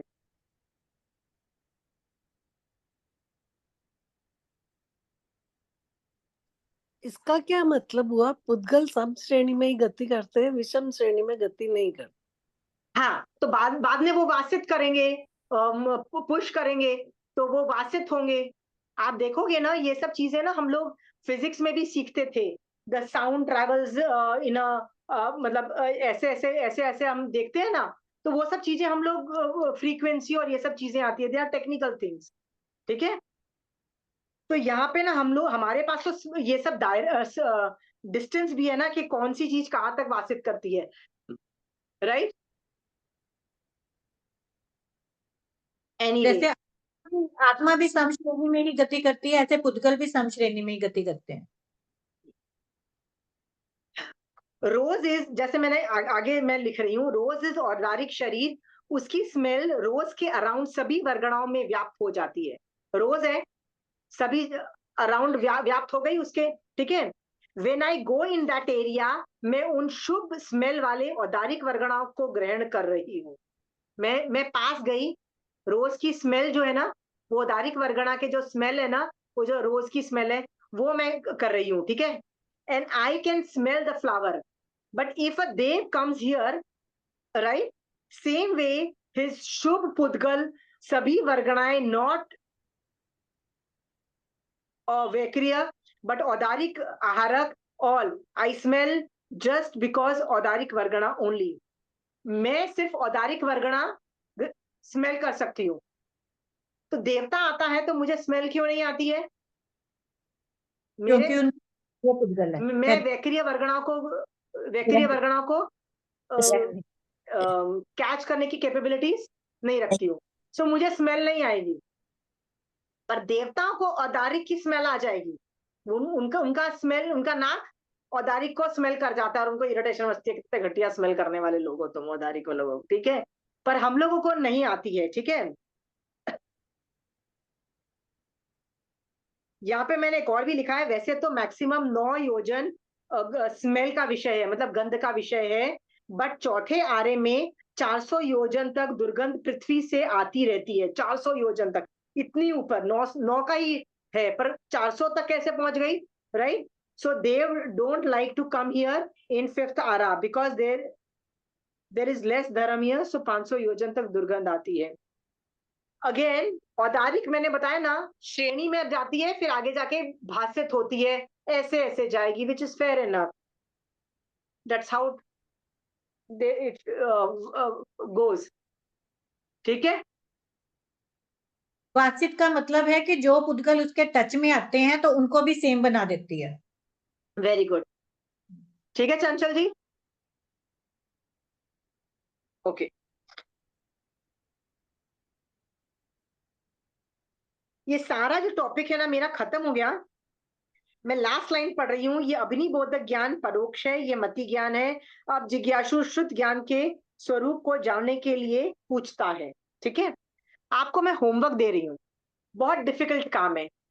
सोचो, आपके पास शुद्ध ज्ञान कोई भी ज्ञान नहीं है, आपके पास सिर्फ मति ज्ञान है। आपकी आत्मा क्या कर रही है मति ज्ञान के अंतर्गत?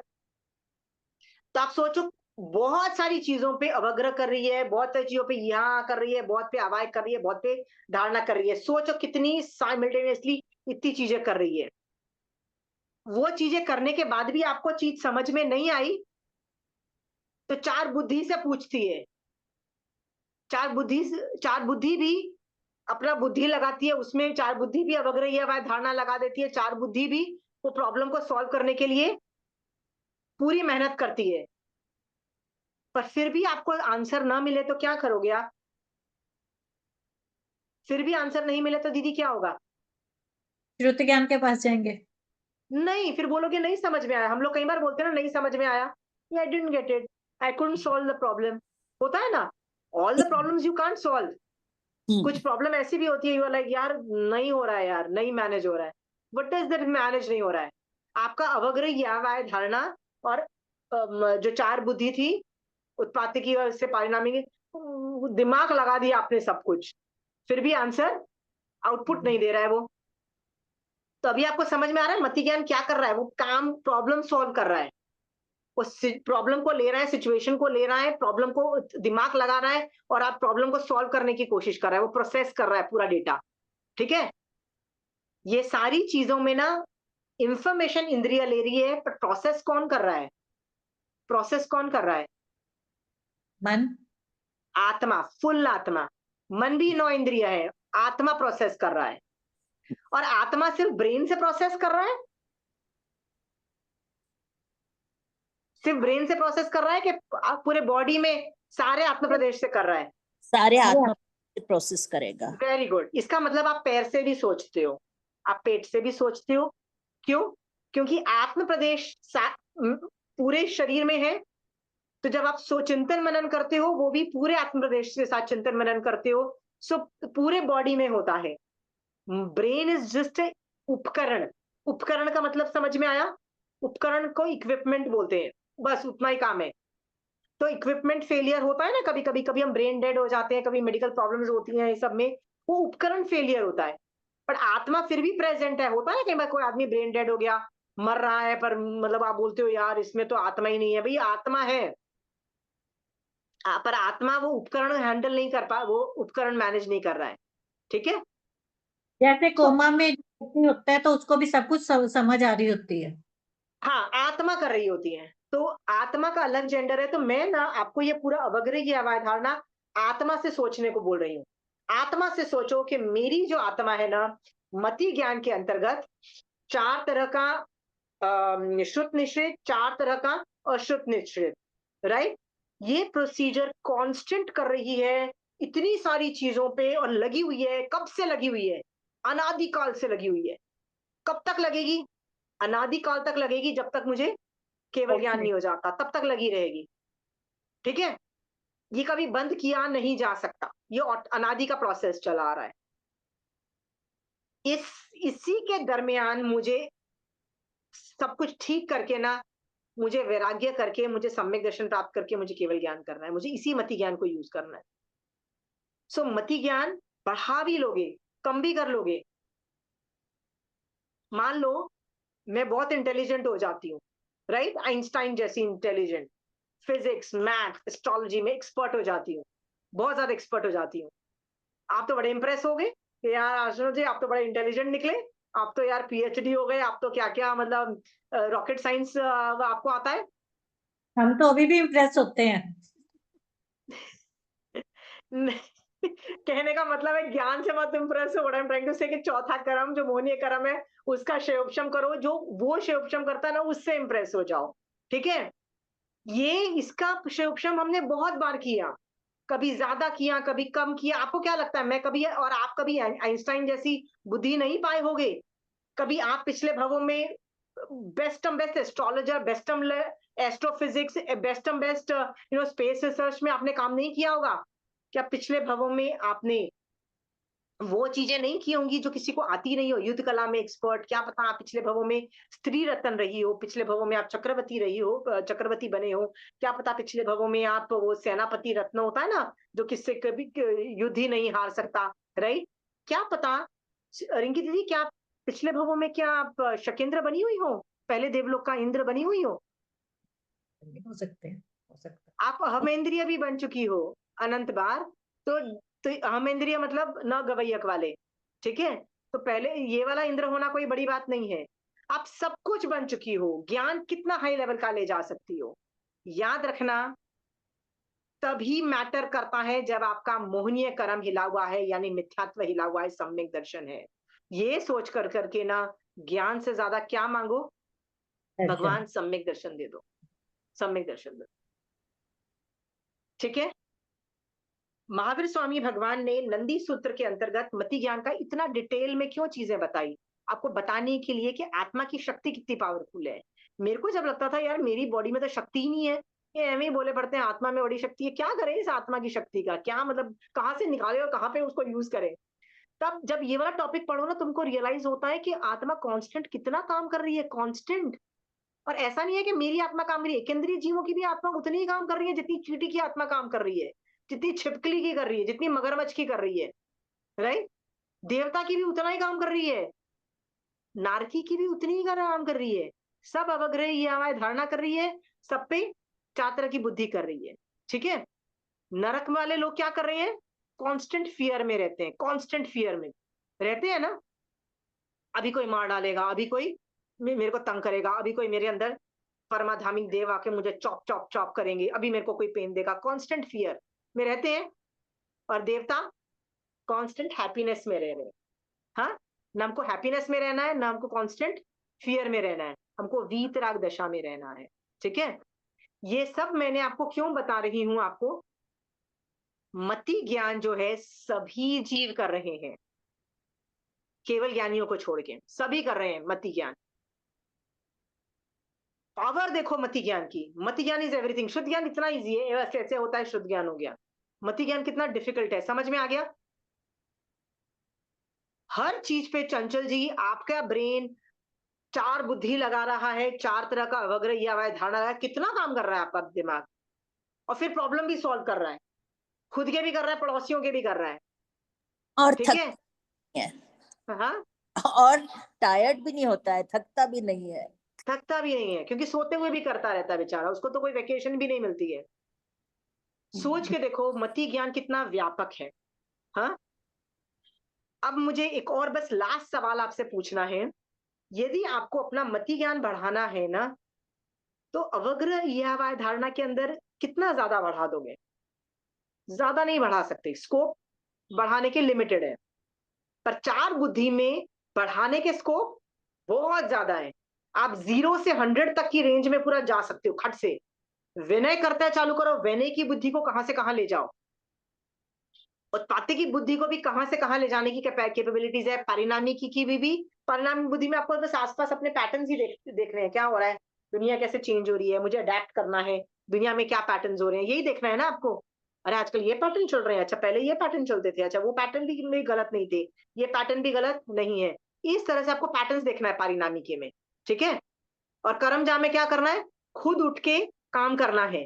काम करते करते स्किल्स, हाथ से काम करते करते स्किल्स डेवलप करने हैं, उसको बोलते हैं skills. You to do it with your own hands. So चार तरह की बुद्धि में scope from going from 0 to 100 is maximum, बहुत स्कोप है। वहां पे आपको वर्क करना है यदि आपको मति ज्ञान बढ़ाना है। और यदि मति ज्ञान बढ़ेगा ना, तो आपका शुद्ध ज्ञान अपने आप बढ़ जाएगा। मति ज्ञान बढ़ाओगे तो शुद्ध ज्ञान अपने आप बढ़ जाएगा। और आपने ये देखा कि चार बुद्धि में ही आप मैक्सिमम बढ़ा सकते हो। अब अगर ये अवधारणा में कितना बढ़ा लोगे, ठीक है। तो हमको क्या करना है, चार बुद्धि के जो करना है ना, जो हमको वो काम चालू करो। क्या करना आपको बोला है, विनय करो, हाथ से खुद काम करना चालू करो, फिर पैटर्न्स देखना चालू करो। उत्पाती की बुद्धि में दुनिया कैसे चलती है उसके पैटर्न्स देखो और उससे प्रॉब्लम सॉल्व करो। चार तरह की बुद्धि को बढ़ाओ। अवग्रह व धारणा में ज्यादा स्कोप नहीं है। और याद रखना, जब चार बुद्धि बढ़ेगी ना, जो कि चार बुद्धि वापस अवग्रह व धारणा को यूज करती है ना, बुद्धि भी तो चार बुद्धि भी तो यूज करेगी ना, तो वो करते करते आपका अवग्रह व धारणा भी बढ़ जाएगा। पर चार बुद्धि पे फोकस करो आपको यदि मति ज्ञान बढ़ाना है तो चार बुद्धि को बढ़ाने के लिए क्या करोगे चंचल जी? विनय की बुद्धि के लिए विनय करोगे, परिणामी की बुद्धि के लिए पैटर्न्स देखोगे, पैटर्न्स देखना, स्किल यूज कर। हाँ, और स्किल्स के लिए क्या करना, मतलब कर्मजा के लिए क्या करना है, स्किल्स बढ़ानी है। स्किल हाथ से बढ़ा, खुद काम करना है, खुद काम करना है, खुद से हाथ से, ठीक है। और उत्पाती की बुद्धि के लिए अपनी बुद्धि का उपयोग करके उसको प्रॉब्लम सॉल्विंग। दुनिया के संसार के जो प्रॉब्लम्स है ना, उसको हर एंगल से सोच के प्रॉब्लम सॉल्विंग एटीट्यूड डेवलप करना है, ठीक है। जब हम वो बढ़ा तो हम लोग चार बुद्धि पे मेन फोकस करना चालू करो। सबसे इजीएस्ट विनय की बुद्धि है, करना चालू करो अभी से, ठीक है। मति ज्ञान इस भव में बढ़ाया तो अगले भव में भी जाएगा। बट अगेन मुझे सम्यक दर्शन ज्यादा इंपॉर्टेंट है, तो मांग मत लेना कि मुझे ज्यादा मति ज्ञान बढ़े। मेरा मांगना नहीं है, मांगना सिर्फ एक चीज है, किसी को अलाउड नहीं है मेरी क्लास में कुछ और मांगना अदर देन सम्यक दर्शन, राइट। मति ज्ञान का बढ़ना भी अलाउड नहीं है, ठीक है। मान लो चंचल जी आपका मेमोरी पैथेटिक है, धारणा बेकार है, आपकी मेमोरी है ही नहीं, ना के बराबर है, क्या कर लोगे, क्या कर लोगे? बोलोगे कुछ नहीं भाई, मैं फिर भी सम्यक दर्शन पे मेहनत करती रहूंगी। क्या करोगे?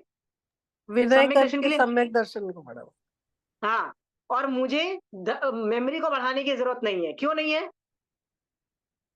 मुझे ज्ञानावरणी कर्म पे ज्यादा वर्क नहीं करना, मुझे किस पे वर्क करना है, मोहनीय कर्म पे। ये सम्यक दृष्टि श्रावक का काम है, ठीक है। आप और मैं यदि सम्यक दृष्टि श्रावकपना करके मतलब रहेंगे, तो मति ज्ञान शुद्ध ज्ञान वैसे ही बढ़ता चला जाएगा, राइट। जितना है ठीक है, जितना नहीं भी है, जैसे मैंने आपको बताया ना, मेमोरी इश्यूज हैं, आपका एनालिसिस पावर प्रॉब्लम है, ये सब कुछ है, तो आपको क्या करना है, इट इज ओके करके ना उसकी टेंशन नहीं लेनी है, और वो फिर भी आगे बढ़ना है। रोना नहीं है, एक दिन भी टेंशन नहीं करनी है कि मेरे पास वो ज्ञान नहीं है, I need it more. You don't need it, seriously you don't need it. हाँ, I have very pathetic memory, very pathetic, आपको पता नहीं है किस लेवल पे पैथेटिक मेरी मेमोरी है। क्या फर्क पड़ता है, कुछ प्रॉब्लम आई, काम चल रहा है ना, किताबें सारी खुली रखो। जहां मेमोरी की प्रॉब्लम है तो किताबों में से देख देख के बात करनी चालू कर दो। ये सब चीजें मैं आपको इसलिए बोल रही हूं, अगली क्लास के अंदर मैं मति ज्ञान के डेली एप्लीकेशन के एंगल से कुछ चीजें लूंगी और वो आपको बताऊंगी। तो आप मति ज्ञान को पहले बिठा के आओ, उसमें से कोई सवाल आएंगे आपके, तो आई वांट क्वेश्चंस कि मति ज्ञान को समझे हो नहीं समझे हो, क्या करना है मति ज्ञान पे, जो सवाल है ना अगली क्लास में लाना, क्योंकि मैं भी बहुत सारे डेली एप्लीकेशंस लेके आऊंगी मति ज्ञान के। ठीक है, और कुछ सवाल? जब वो हो जाएगा तो हम शुद्ध ज्ञान पे जाएंगे। ठीक है, बट मति ज्ञान is very interesting. I hope आप और मैं मैक्सिमम सम्यक दृष्टि बनने पे फोकस करेंगे। मति ज्ञान शुद्ध ज्ञान जितना भी है, कम ज्ञान भी होगा, हम सम्यक दर्शन से जल्दी मोक्ष पा जाएंगे। महावीर स्वामी भगवान आपकी आज्ञा से चत्तारी मंगलम, अरिहंता मंगलम, सिद्धा मंगलम, साहू मंगलम, केवली पन्नतो धमो मंगलम। चत्तारी लघुत्तमा, अरिहंता लघुत्तमा, सिद्धा लघुत्तमा, साहू लघुत्तमा, केवली पन्नतो धमो लघुत्तमो। चत्तारी शरणम पोजामि, अरिहंते शरणम पोजामि, सिद्धे शरणम पोजामि, साहू शरणम पोजामि, केवली पन्नतो धमो शरणम पोजामि। जय जिनेन्द्र।